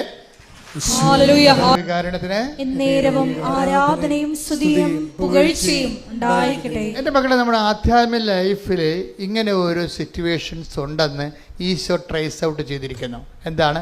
ഞങ്ങളെ പ്രലോഭനത്തിൽ ഉൾപ്പെടുത്തരുത്. ദാറ്റ് മീൻസ് അതിൻ്റെ പ്രൊവിഷൻ ഉണ്ടെന്ന് ഇല്ലേ? പ്രലോഭനത്തിൽ ഉൾപ്പെടാതെ ഒരു വ്യക്തിക്ക് ഇവിടെ ജീവിക്കാനുള്ള സാധ്യതയുണ്ടെന്ന് ആണ് ഈശോ. കാരണം ഈശോ മാത്രമേ ഈ രഹസ്യം പുറത്ത് പറഞ്ഞിട്ടുള്ളൂ. ഇത് രഹസ്യമാണ്. ഈശോ എന്തെല്ലാം രഹസ്യങ്ങൾ പറഞ്ഞിട്ടുണ്ട്. ഈശോ പറഞ്ഞ മൊത്തം രഹസ്യമാണ്. ലോകസ്ഥാപനം മുതൽ ഇന്ന് വരെ നിഗൂഢമായിരിക്കുന്നതെല്ലാം അവൻ വെളിപ്പെടുത്തുന്നു. അപ്പോൾ എന്താണ്? അവൻ രഹസ്യമാണ്. ഇത് രഹസ്യമാണ്. നമുക്ക് ജീവിക്കാൻ ഉദ്ദേശിക്കുന്നവൻ നിങ്ങൾ ഇവിടെയാണ് ഇൻവെസ്റ്റ് ചെയ്യേണ്ടതെന്ന് ഈശോ പറയണത്. നിങ്ങൾക്ക് സത്യസന്ധമായി ദൈവത്തിൻ്റെ നിർമ്മലനായിട്ടും നിർമ്മലയായിട്ടും ജീവിക്കാൻ ഉദ്ദേശിക്കുന്നുണ്ടെങ്കിൽ നിങ്ങൾ ദൈവസ്നേഹത്തിൽ വളരണം. ദൈവസ്നേഹത്തിൽ വളരാൻ ഉദ്ദേശിക്കുന്നുണ്ടെങ്കിൽ നിങ്ങൾ ക്രിസ്തുവിനോടുള്ള സ്നേഹത്തിലാണ് വളരേണ്ടത്. കാര്യം എന്താണ്? ക്രിസ്തു ദൈവത്തിൻ്റെ സ്നേഹത്തിൻ്റെ പ്രതിച്ഛായയാണ്. ദൈവം എത്രത്തോളം നമ്മളെ സ്നേഹിച്ചു എന്ന് അവൻ്റെ മുൾക്കിടം നോക്കുമ്പോൾ അറിയാൻ പറ്റും. അവൻ എന്തുമാത്രം നമ്മളെ സ്നേഹിച്ചു വന്ന് അവൻ്റെ കരചരണങ്ങളെ ആണിപ്പഴും നോക്കുമ്പോൾ അറിയാൻ പറ്റും. അവൻ എന്തുമാത്രം നമ്മളെ സ്നേഹിച്ചു വന്ന് അവൻ്റെ ഹൃദയത്തിലെ തിരുവിലാവിലെ മുറിവ് നോക്കുമ്പോൾ അറിയാൻ പറ്റും. ശ്രുതിക്കട്ടെ, ശ്രുതിക്കട്ടെ, ശ്രുതിക്കട്ടെ. 14:23 യോഹന്നാൻ 14:23 യേശു പ്രതിവചിച്ചു, എന്നെ സ്നേഹിക്കുന്നവൻ എന്റെ വചനം പാലിക്കും. അപ്പോൾ എന്റെ പിതാവ് അവനെ സ്നേഹിക്കുകയും ഞങ്ങൾ അവന്റെ അടുത്ത് വന്ന് അവനിൽ വാസമുറപ്പിക്കുകയും ചെയ്യും. 13:35 വായിച്ചേ. നിങ്ങൾ പരസ്പരം സ്നേഹിക്കുവിൻ. ഞാൻ നിങ്ങളെ സ്നേഹിച്ചതുപോലെ നിങ്ങളും പരസ്പരം സ്നേഹിക്കുവിൻ. നിങ്ങൾക്ക് പരസ്പരം സ്നേഹമുണ്ടെങ്കിൽ നിങ്ങൾ എന്റെ ശിഷ്യന്മാരാണെന്ന് അതുമൂലം എല്ലാവരും അറിയും. പത്രം കൊടുക്കുന്ന പോലെ എല്ലാവരെയും കർത്താൻ അറിയിക്കാൻ പറ്റും. പക്ഷേ ഏറ്റവും വലിയ അറിയിപ്പ് എന്താണ്? നിങ്ങൾക്ക് അവൻ പറയണ പോലെ ചെയ്യുകയല്ല ഉടമ്പടി. അവൻ പറഞ്ഞ ഏറ്റവും വലിയ വിഷയം എന്താണ്? നിങ്ങൾക്ക് പരസ്പര സ്നേഹമുണ്ടെങ്കിൽ നിങ്ങൾക്ക് പരസ്പരം സ്നേഹമുണ്ടെങ്കിൽ നിങ്ങൾ എൻ്റെ ശിഷ്യന്മാരാണെന്ന് മറ്റുള്ളവർ അറിയും. അപ്പൊ പൊതുച്ചോരം കൊടുത്തിട്ട് ഓടിക്കളയരുത്. മനസ്സിലായില്ലേ? നിങ്ങൾ എന്തുകൊണ്ട് അത് കൊടുക്കണമെന്ന് പറയണം.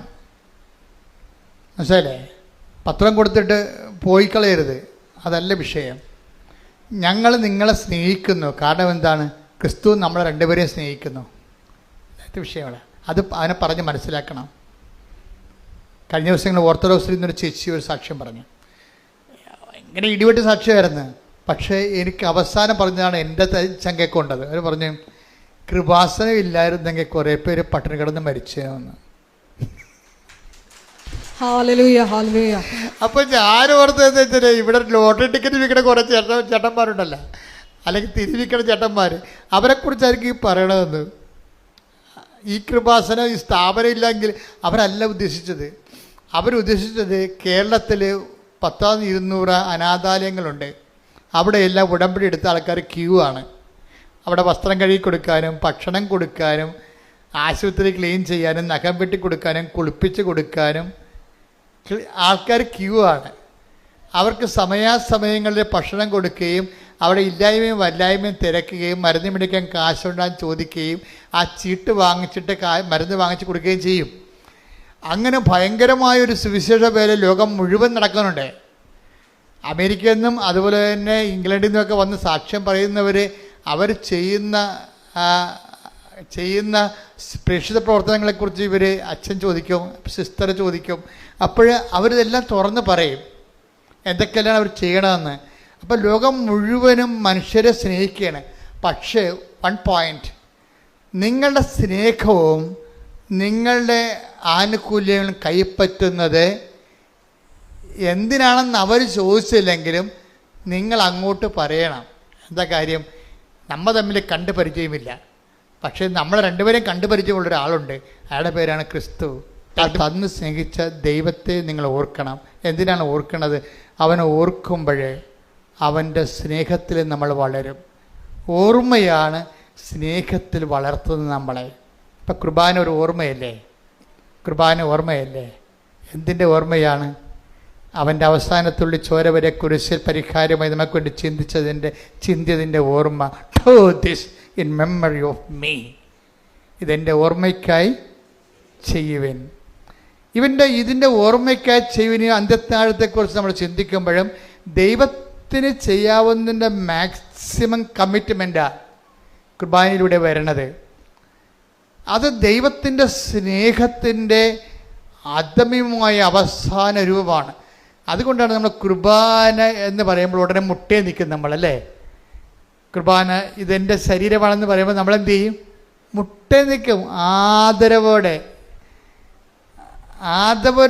ആദരവോടെയും ആരാധനയോടെയും നമ്മൾ മുട്ടയിൽ നിൽക്കുമ്പോൾ അത്താറയും മണ്ണ് കിലുങ്ങുകയും ധൂപം ആകാശത്തെ ഉയരുകയും ചെയ്യണത് ദൈവത്തിൻ്റെ സ്നേഹത്തിൻ്റെ ആഘോഷമാണ്. ശ്രുതിക്കട്ടെ ഹല്ലേലൂയ. ഹല്ലേലൂയ ഹല്ലേലൂയ ഹല്ലേലൂയ ഹല്ലേലൂയ. നമുക്ക് വെളിച്ചം കിട്ടും. അപ്പം എന്താ ചൂടായാലും വെളിച്ചമായാലും കിട്ടാണ്ടിരിക്കത്തില്ലല്ലോ. ഇതുപോലെയാണ് ദൈവം. അതായത് ഈ ഉടമ്പടിയിലൂടെ നിങ്ങൾ ദൈവത്തെ സ്നേഹിച്ചുവെന്ന് കണ്ടാൽ അടയാളങ്ങൾ ഇങ്ങനെ കൂടിക്കൊണ്ടിരിക്കും. അടയാളങ്ങൾക്ക് വേണ്ടി നിങ്ങൾ ഉടമ്പടി എടുക്കരുത്. മനസ്സിലായില്ലേ? അതെപ്പോഴും ശ്രദ്ധിക്കണം. നിങ്ങളുടെ ലക്ഷ്യം എന്തായിരിക്കണം? പൗലോസ് ക്രിസ്തുവിനെ കുറിച്ചെല്ലാം പറഞ്ഞതിന് ശേഷം, പഠിച്ചതിന് ശേഷം പൗലോസ് പറയുന്ന അവസാന വാക്കുണ്ട്. എന്താണ്? ക്രിസ്തുവിനെക്കുറിച്ച് ഒത്തിരി പറയും. ഏറ്റവും കൂടുതൽ ക്രിസ്തുവിനെക്കുറിച്ച് പറഞ്ഞത് പൗലോസാണ്. എന്നിട്ട് അവസാനം പറഞ്ഞു എന്താണ്? സ്നേഹമായിരിക്കട്ടെ നിങ്ങളുടെ ലക്ഷ്യം. ഇവിടെ ശ്രദ്ധിക്കട്ടെ. ഹല്ലേലൂയ ഹല്ലേലൂയ ഹല്ലേലൂയ ഹല്ലേലൂയ. യേശുവേ നന്ദി. ഹല്ലേലൂയ ഹല്ലേലൂയ. 1 കൊരിന്തോസ് 14:1 സ്നേഹമായിരിക്കട്ടെ നിങ്ങളുടെ ലക്ഷ്യം എന്ന് പറഞ്ഞേ. സ്നേഹമായിരിക്കട്ടെ നിങ്ങളുടെ ലക്ഷ്യം. അപ്പൊ ഉടമ്പടിയിലെ ലക്ഷ്യം എന്തായിരിക്കും? അത്രേ ഉള്ളു. ഉടമ്പടിയിൽ എന്താണ്?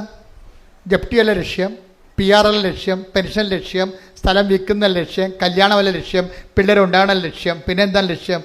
സ്നേഹമായിരിക്കട്ടെ നിങ്ങളുടെ ലക്ഷ്യം. ഇത് നിങ്ങൾ ആ ഫോർമാറ്റിലേക്ക് ഇത് കൊണ്ടുവരണം.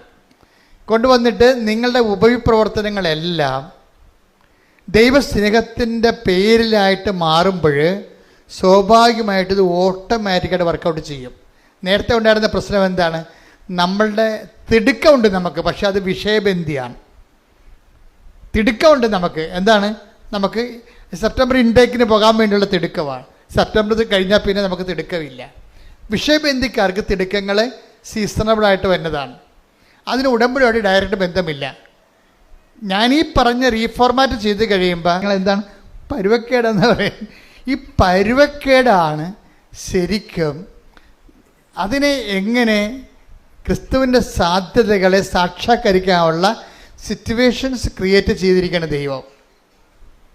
നിങ്ങളുടെ പരുവക്കേട് എന്ന് പറയുന്നത് എന്തിനെക്കുറിച്ചായാലും, ഇപ്പോൾ ഭർത്താവ് വെള്ളവടിയാണ്, ഭർത്താവിന് സംശയമാണെന്ന് വിചാരിച്ചു, അല്ലെങ്കിൽ അദ്ദേഹത്തിന് ഇല്ലീഗൽ റിലേഷൻസ് ഉണ്ട്, അതൊരു വിഷയമാണ്. നിങ്ങൾക്ക് തന്നെ നിങ്ങളുടെ ഒരു മാന്യത നഷ്ടപ്പെടുന്ന രീതിയിലുള്ള ചില ഇഷ്യൂസൊക്കെ ഉണ്ടായിക്കൊണ്ടിരിക്കുന്നു, അതൊരു പ്രശ്നമാണ്. പക്ഷേ ഇതെല്ലാം എന്താണ്? എന്തിനു വേണ്ടിയുള്ളതാണ്?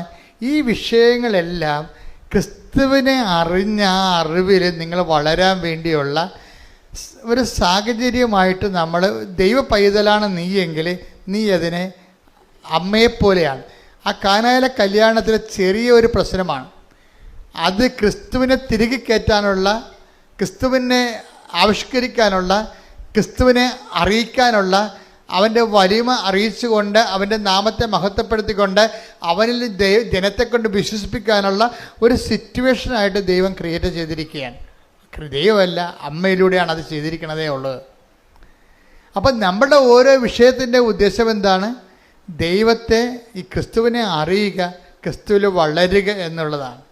ക്രിസ്തു വളരുക എന്നുള്ളത്. അതുകൊണ്ടാണ് ഈ ചിലർ പറഞ്ഞു ഞാൻ ഉടമ്പടി മരണം വരെ തുടരുമെന്നൊക്കെ പറഞ്ഞതിൻ്റെ കാരണം എന്താണ്? ഉടമ്പടി ബേസിക്കായിട്ട് ക്രിസ്തുവിൽ നിങ്ങളെ വളർത്തുന്ന ദൈവത്തിൻ്റെ ഒരു സ്വർഗീയ പദ്ധതിയാണത്. അത് സത്യസന്ധമായിട്ടാണ്. അത് വിഷയത്തെ അടിസ്ഥാനപ്പെടുത്തിയല്ല, വ്യക്തിയെ അടിസ്ഥാനപ്പെടുത്തിയാണ് നിങ്ങൾ ചെയ്യണമെന്നുണ്ടെങ്കിൽ നമ്മൾക്ക് പിന്നെ വേറെ ആരുടെയും സർട്ടിഫിക്കറ്റ് ആവശ്യമില്ല. നിങ്ങൾക്ക് നിങ്ങൾ തന്നെയായിരിക്കും സർട്ടിഫിക്കറ്റ്. എന്താ കാര്യം? നിങ്ങൾ ദൈവത്തെ, ഇപ്പോൾ കഴിഞ്ഞ ദിവസങ്ങളിൽ ഒരു ഡോക്ടർ സാക്ഷ്യം പറഞ്ഞു, ടോം വർഗീസ്, അങ്ങനെ പേരുതാ, അങ്കമാലി ഡോക്ടർ ടോണി നെൽസൺ. ഈ ടോണി നെൽസൺ, നാൻസി, അവർ രണ്ടുപേരും ഡോക്ടർമാരാണ്. ഭാര്യ ഇവിടെ എറണാകുളം ജനറൽ ആശുപത്രി ഡോക്ടർ, ഭർത്താവ് നമ്മുടെ ലിറ്റിൽ ഫോർ അങ്കമാലിലെ ഡോക്ടറാണ്. പക്ഷേ ഇവർക്ക് 5 കുഞ്ഞുങ്ങളുണ്ട്. ഇവിടെ 5 കുഞ്ഞുങ്ങളൊക്കെ ഉണ്ട്, ഒരു 6 കുഞ്ഞുങ്ങളുണ്ട് അവർക്ക്. എല്ലാം പൊടിപ്പൊടി കുഞ്ഞുങ്ങളാണ് ശരിക്കും. അപ്പോൾ എനിക്ക് ഭയങ്കര സന്തോഷമായി. അവരും ചെറുപ്പക്കാരാണ്, അത്ര പ്രായമുള്ളവരല്ലേ, ഒരു 40 വയസ്സിനൊക്കെ താഴെയുള്ള കക്ഷികളാണ്. അവർക്ക് 6 കുഞ്ഞുങ്ങൾ. അവരെല്ലാം കൂടി നല്ല രസമാണ്, നമ്മുടെ ഇട്ടിട്ടുണ്ട് അല്ലേ. പക്ഷെ അതല്ലേ എനിക്കത് തോന്നിയതേ. ഡോക്ടർ പറയണേ, എൻ്റെ ഈ 4ാമത്തെ മോനെ അവൻ്റെ കാലിങ്ങനെ വളഞ്ഞിരിക്കുകയാണ്. അപ്പം അതിൻ്റെ മെഡിക്കൽ സയൻസിൽ തിരിച്ചു വരാൻ കുറച്ച് പ്രശ്നമുണ്ട്. ഡോക്ടറിനെക്കുറിച്ച് ഏറ്റവും ഇഷ്ടം കാര്യങ്ങൾ അറിയാം. അപ്പോൾ ഡോക്ടർ എന്നാ ചെയ്തിരിക്കണേ, 2 ഡോക്ടേഴ്സുമാർ കൂടെ വന്ന് ഉടമ്പടി ചെയ്തിരിക്കുകയാണ്. ഉടമ്പടി ചെയ്തിട്ട് എന്താ ചെയ്യിക്കണേ, ഡോക്ടർ പറഞ്ഞു ഞങ്ങൾ സന്ധ്യാപ്രാർത്ഥന കഴിയുമ്പോൾ ഉടമ്പടി തൈലം എടുത്തിട്ട് പ്രത്യക്ഷിക്കുന്ന പ്രാർത്ഥന ചൊല്ലിയിട്ട് ആ വളഞ്ഞുപോയ കാലെ പെരട്ടി കൊടുക്കും. ഇപ്പം അടുത്ത് കുറച്ച് നാൾക്ക് തന്നെ അത് 90% നിവർന്ന കാലേ. ഹല്ലേലൂയ ഹല്ലേലൂയ ഹല്ലേലൂയ ഹല്ലേലൂയ. മഹത്വം മഹത്വം. ആ സാക്ഷ്യം ഞാൻ ഇവിടെ നിന്ന് കേൾക്കായിരുന്നു. അപ്പോൾ എനിക്ക് മനസ്സിലായെന്ന് വെച്ച് കഴിഞ്ഞാൽ ആ വളഞ്ഞ കാലിലൂടെ ക്രിസ്തു നമ്മുടെ കുടുംബത്തിലേക്ക് ലാൻഡ് ചെയ്യുകയാണ്. മനസ്സിലായ? ആ കാല് നേരെ ഇരുന്നെങ്കിൽ ക്രിസ്തുവിന് സാധ്യതയില്ല അവിടെ വരാൻ. ഞാൻ പറഞ്ഞില്ലേ, നമ്മുടെ സഹനങ്ങൾ ക്രിസ്തുവിന് നമ്മുടെ ജീവിതത്തിലേക്ക് വരാനുള്ള സാധ്യതയാണ്. പിന്നെ അവിടെ ഒരു എളിമപ്പെടലുണ്ട്. ചില ഡോക്ടർമാരാകുമ്പോൾ മെഡിക്കൽ സയൻസാണ് എല്ലാം എന്ന് പറഞ്ഞ് പ്രാർത്ഥിക്കാൻ നടക്കുന്ന ഡോക്ടർമാരും ഉണ്ട്. അത് ഭയങ്കര ഗതികേടാണ് ശരിക്കും. എനിക്ക് പലപ്പോഴും തോന്നിയിട്ടുള്ളതേ, ഞാൻ അമ്മയെ നേരിട്ട് കണ്ടതിന് ശേഷം എനിക്ക് തോന്നിയതേ, എനിക്ക് നിരീശ്വരന്മാരോടൊക്കെ ഭയങ്കര സങ്കടം തോന്നി. അതൊക്കെ എനിക്ക് അവരോടൊക്കെ പുച്ഛമായിരുന്നു. കാരണം അവർക്ക് അതിനൊക്കെയുള്ള കൃപ ദൈവം കൊടുത്തില്ല എന്ന് ഓർത്തിട്ടാണ് അവരുടെ വൈജ്ഞാനിക വങ്കത്വം കൊണ്ടല്ലേ അവർ ദൈവത്തെ തള്ളിപ്പറയണമെന്ന് ഓർത്തിട്ട് എനിക്ക് അവരുടെ പുച്ഛമായിരുന്നു. പക്ഷേ 2004 അമ്മയെ കണ്ടതിന് ശേഷം എനിക്ക് എൻ്റെ ജീവിത രീതിയിലെല്ലാം മാറ്റമുണ്ടായി, ചിന്താരീതി മാറ്റമുണ്ടായി. ഞാൻ പറഞ്ഞു, ഒരു മനുഷ്യൻ്റെ ഏറ്റവും വലിയ ദുരന്തം എന്ന് പറയുന്നത് ദൈവത്തെ വിശ്വസിക്കാൻ ഒരു പഴുത് കിട്ടാത്തതാണ്. ദൈവത്തെ കാണാനോ വിശ്വസിക്കാനോ ഒരു പഴുത് കിട്ടാത്തതാണ്. അയ്യോ, ഇങ്ങനെ കുറേ. അതുപോലെ തന്നെ ചില വൈദികരും ഇതുപോലെ അവർ സംസാരിക്കുമ്പോൾ അവർക്ക് പറയും, ഒരു വൈദികൻ ഒരു വാർഷിക ധ്യാനത്തിന് ഞങ്ങളെ ധ്യാനിപ്പിക്കുകയാണ്. അപ്പം ധ്യാനിപ്പിച്ചിരിക്കുന്ന ധ്യാനഗുരു തന്നെ പറയണ് ദൈവത്തെ ഒരിക്കലും ആരും കണ്ടിട്ടില്ലെന്ന്. അപ്പം ഞാനുടനെ കൈപൊക്കി നിർത്താൻ പറഞ്ഞു. കാര്യം അങ്ങേർക്ക് വിവരമില്ല. പക്ഷെ ഞാൻ ദൈവവും അമ്മയെ ഞാൻ നേരിട്ട് കണ്ടയാളാണ്. അപ്പം ഞാൻ അവിടുന്ന് അത് പറയാതെ പോന്നു കഴിഞ്ഞാൽ, ഞാൻ അവിടെ ഇരിക്കുന്ന 10-50 അച്ഛന്മാരുണ്ട്, പിന്നെ ധ്യാനഗുരു ഉണ്ട്. ഇവർ ഈ പറയുന്ന വിഡ്ഢിത്തരം സത്യമാണെന്ന് മറ്റുള്ള വിശ്വസിക്കാൻ സാത്താൻ പ്രവർത്തിക്കും. അപ്പം സാത്താൻ്റെ മണം അവിടെ നിൽക്കണ കാരണം ഞാൻ യേശുക്രിസ്തുവിനെ ഏറ്റുപറയാൻ ബാധ്യസ്ഥനാണ് അവിടെ. എന്താ കാര്യം, ഞാനത് കണ്ടിട്ട് സാക്ഷിയാക്കി, ദൈവം എന്നെ സാക്ഷിയാക്കിയതാണ്. അപ്പം തന്നെ വാർഷിക ദിനത്തിൽ ഞാൻ എഴുന്നേറ്റ് പറഞ്ഞ് അച്ഛൻ പറഞ്ഞത് ശരിയല്ല, ദൈവാനുഭവം സത്യമാണ്, അത് ടാൻജിബിളാണ്, ഞാനാണ് അനുഭവസ്ഥനെന്ന് പറഞ്ഞു. അത് പറഞ്ഞപ്പോൾ പിന്നെ അച്ഛന് മുന്നോട്ട് പോകാൻ പറ്റത്തില്ല. പിന്നെ കണക്കണമൊക്കെ പറഞ്ഞു കഴിഞ്ഞാൽ പണിയാവും. എന്താ വെച്ചാൽ ഇങ്ങനെ കുറേ വൈജ്ഞാനിക വങ്കത്വം കയറിയിട്ട് ബുദ്ധിയാണ് ദൈവം എന്ന് പറഞ്ഞിട്ട് അത് കൊണ്ട് ദൈവത്തെ മനസ്സിലാക്കുന്ന കുറേ സാഹചര്യങ്ങൾ അക്കാഡമിക് ലെവലിൽ ചിലരില്ലെങ്കിലും ഉണ്ട്. ഇതൊന്നും ഞാൻ തിരിച്ചെടുക്കാൻ തയ്യാറല്ല. എന്താ കാര്യം, ഞാൻ സഭയിൽ അനുഭവിച്ചിരിക്കുന്ന വിഷയമാണ്. ബുദ്ധിപരമായിട്ട് ദൈവത്തെ കാണാൻ പരിശ്രമിക്കുകയും അതിൻ്റെ പേരിൽ ഉണ്ടാകുന്ന ആധ്യാത്മിക വരൾച്ചയുടെ പേരിൽ ഇവർ ദൈവമാണെന്നും പറഞ്ഞ് വേറെ ദൈവങ്ങളെ അവർ ബുദ്ധിപരമായിട്ട് ഉണ്ടാക്കുന്ന ദൈവങ്ങളെ സൃഷ്ടിക്കുകയും ജനത്തിൻ്റെ അവകാശങ്ങളെ നിഷേധിക്കുകയും ചെയ്യുന്ന ആധ്യാത്മിക വരൾച്ചയുണ്ട്. അപ്പം അത് കേൾക്കുമ്പോൾ നിങ്ങൾക്ക് പരിശുദ്ധാത്മാവ് ഉണ്ടെങ്കിൽ അപ്പം നിങ്ങൾക്ക് മനസ്സിലാകും ഈ ആളെ ട്രാക്ക് ഔട്ട് ആണെന്ന് മനസ്സിലാകും. ഇയാളെ ട്രാക്ക് ഔട്ടാണെന്ന് മനസ്സിലാകും. അപ്പം അതുകൊണ്ട് തന്നെ നിങ്ങൾ ഇങ്ങനെയുള്ള കാര്യങ്ങൾ ദൈവത്തിനെതിരെ പറയുന്ന ഒരു കാര്യം കേൾക്കാനോ ബാധ്യസ്ഥരല്ല നമ്മൾ. എപ്പോഴും ഓർത്തേക്കണം. നമ്മൾ ഒരു കർത്താവ് പറഞ്ഞില്ലേ, ഒരു അത്തിവൃക്ഷം നട്ടു, ഒരുത്തന് ഒരു മുന്തിരിത്തോട്ടം ഉണ്ടായിരുന്നു. ആ മുന്തിരിത്തോട്ടത്തിൽ കൊണ്ടുവന്നൊരു കാട്ടത്തിവൃക്ഷത്തെ നട്ടുപിടിപ്പിച്ചെന്ന് പറഞ്ഞില്ലേ. അപ്പം കാട്ടത്തിവൃക്ഷത്തിന് എന്തുമാത്രം ഫെൻസിങ്ങാണ് ചെയ്തിരിക്കണത്. അതുപോലെ നമ്മുടെ വിശ്വാസത്തെ സംരക്ഷിക്കാനും വളർത്താനും നമുക്ക് ബാധ്യതയുണ്ട്. വായി നോക്കികളെല്ലാം TV ഇരുന്നുണ്ട് കുരക്കണമെല്ലാം കേട്ടിട്ട് അതാണ് സത്യമെന്ന് പറഞ്ഞ് നടക്കരുത്. നമുക്ക് അങ്ങനെയുള്ളപ്പോൾ തന്നെ സാധനം ഓഫ് ചെയ്ത് കളയണം. എന്താ കാര്യം, നമുക്കൊരു ലക്ഷ്യമുണ്ട്. നിങ്ങൾ നേടിയെടുത്തതിനെ മുറുകെ പിടിച്ചുകൊണ്ട് പോകണം. Take the bed of God. ശ്രുതിക്കട്ടെ ഹല്ലേലൂയ യേശുവേ നന്ദി. ഹല്ലേലൂയ ഹല്ലേലൂയ ഹല്ലേലൂയ ഹല്ലേലൂയ ഹല്ലേലൂയ ഹല്ലേലൂയ ഹല്ലേലൂയ. ഫിലിപ്പി 3:16. ഫിലിപ്പി 3:16. എന്നാൽ നേടിയെടുത്തതിനെ മുറുകെ പിടിച്ചുകൊണ്ട് തന്നെ ആവണം നമ്മുടെ പ്രവർത്തനം. ഇത് ഒരു ബാധ്യതയാണ് ആധ്യാത്മികമായ.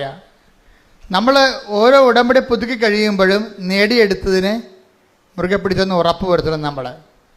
അല്ലാതെ എന്തെങ്കിലും ഒരു പരീക്ഷയ്ക്ക് ഒരു വിഷയം തോറ്റെന്ന് പറഞ്ഞാൽ ആ തോറ്റ വിഷയത്തെ ഓർത്തുകൊണ്ട് നമ്മൾ ക്രിസ്തുവിനെ അവലംബം വെക്കാനും വിശ്വാസത്തെ വർദ്ധിക്കാനും കൂടുതൽ പുണ്യങ്ങളിൽ പുരോഗമിക്കാനും കൂടുതൽ സുവിശേഷ സാക്ഷിയാക്കാനും അങ്ങനെ ആ വിഷയം തന്നെ എടുത്തുകൊണ്ട് ക്രിസ്തു വളരാൻ വേണ്ടിയാണ് നമ്മൾ ശ്രമിക്കേണ്ടത്. അല്ലാത്ത ആൾക്കാർ എടുത്തിരിക്കുന്ന ഉടമ്പടിയല്ല, ഉടായ്പാണ്. എന്താ കാര്യം? അവിടെ കാര്യം കാണാൻ വേണ്ടി അതോ പരിപാടിയൊക്കെ എന്തൊക്കെ എഴുതിയിട്ടിട്ട് ഇവർ വീട്ടിൽ പോയി കുത്തിയിരിക്കുകയാണ്. ദൈവം ഉദ്ദേശിക്കുന്നത് എന്താണ്? നിൻ്റെ ഓരോ വിഷയത്തിലൂടെയും ദൈവത്തെ നീയും തമ്മിലുള്ള ബന്ധത്തെ വർദ്ധിപ്പിച്ചെടുക്കുക. ദൈവത്തിൻ്റെ ഉദ്ദേശം അതാണ്. നമ്മുടെ ഉദ്ദേശം നമ്മൾ എഴുതിയിട്ടിരിക്കുന്ന കാര്യങ്ങൾ നടക്കുക മാത്രമാണ്. ദൈവത്തിൻ്റെ ഉദ്ദേശം അത് മാത്രമല്ല. എന്താണ്? നമ്മളെ ദൈവത്തിൽ കൂടി വളർത്തുകയും നിത്യതയിൽ കൃപയിൽ സമൃദ്ധമാണ്. ഞാൻ വന്നിരിക്കുന്നത് യോഹന്നാൻ 10:10 ഞാൻ വന്നിരിക്കുന്നത് അവർക്ക് ജീവൻ ഉണ്ടാകാനും അത് സമൃദ്ധമായി ഉണ്ടാകാനുമാണ്. അപ്പൊ ഈ കിട്ടിയതല്ല, അത് സമൃദ്ധമാകാൻ വേണ്ടിയുള്ള പരീക്ഷണങ്ങള് ദൈവത്തിൻ്റെ ഭാഗത്തുനിന്ന് എപ്പോഴും ഉണ്ടായിക്കൊണ്ടിരിക്കും. അതുകൊണ്ട് എപ്പോഴും നമ്മുടെ ജീവിതം സ്വച്ഛമായ ഒരു നീർച്ചാല് പോലെ എപ്പോഴും ഉണ്ടാകണം നിർബന്ധമില്ല. ചിലപ്പോഴും ഉണ്ടാകും. പക്ഷെ എന്നാലും ആ ഒരു വിഷയം കഴിയുമ്പോൾ അടുത്തൊരു വിഷയം ഡിസ്റ്റർബൻസ് ആയിട്ട് വരും. ഒരു വിഷയം കഴിയുമ്പോൾ വേറൊരു വിഷയം വരും. അപ്പോൾ അങ്ങനെ വരുമ്പോൾ അതിൻ്റെ അർത്ഥം എന്താണ്?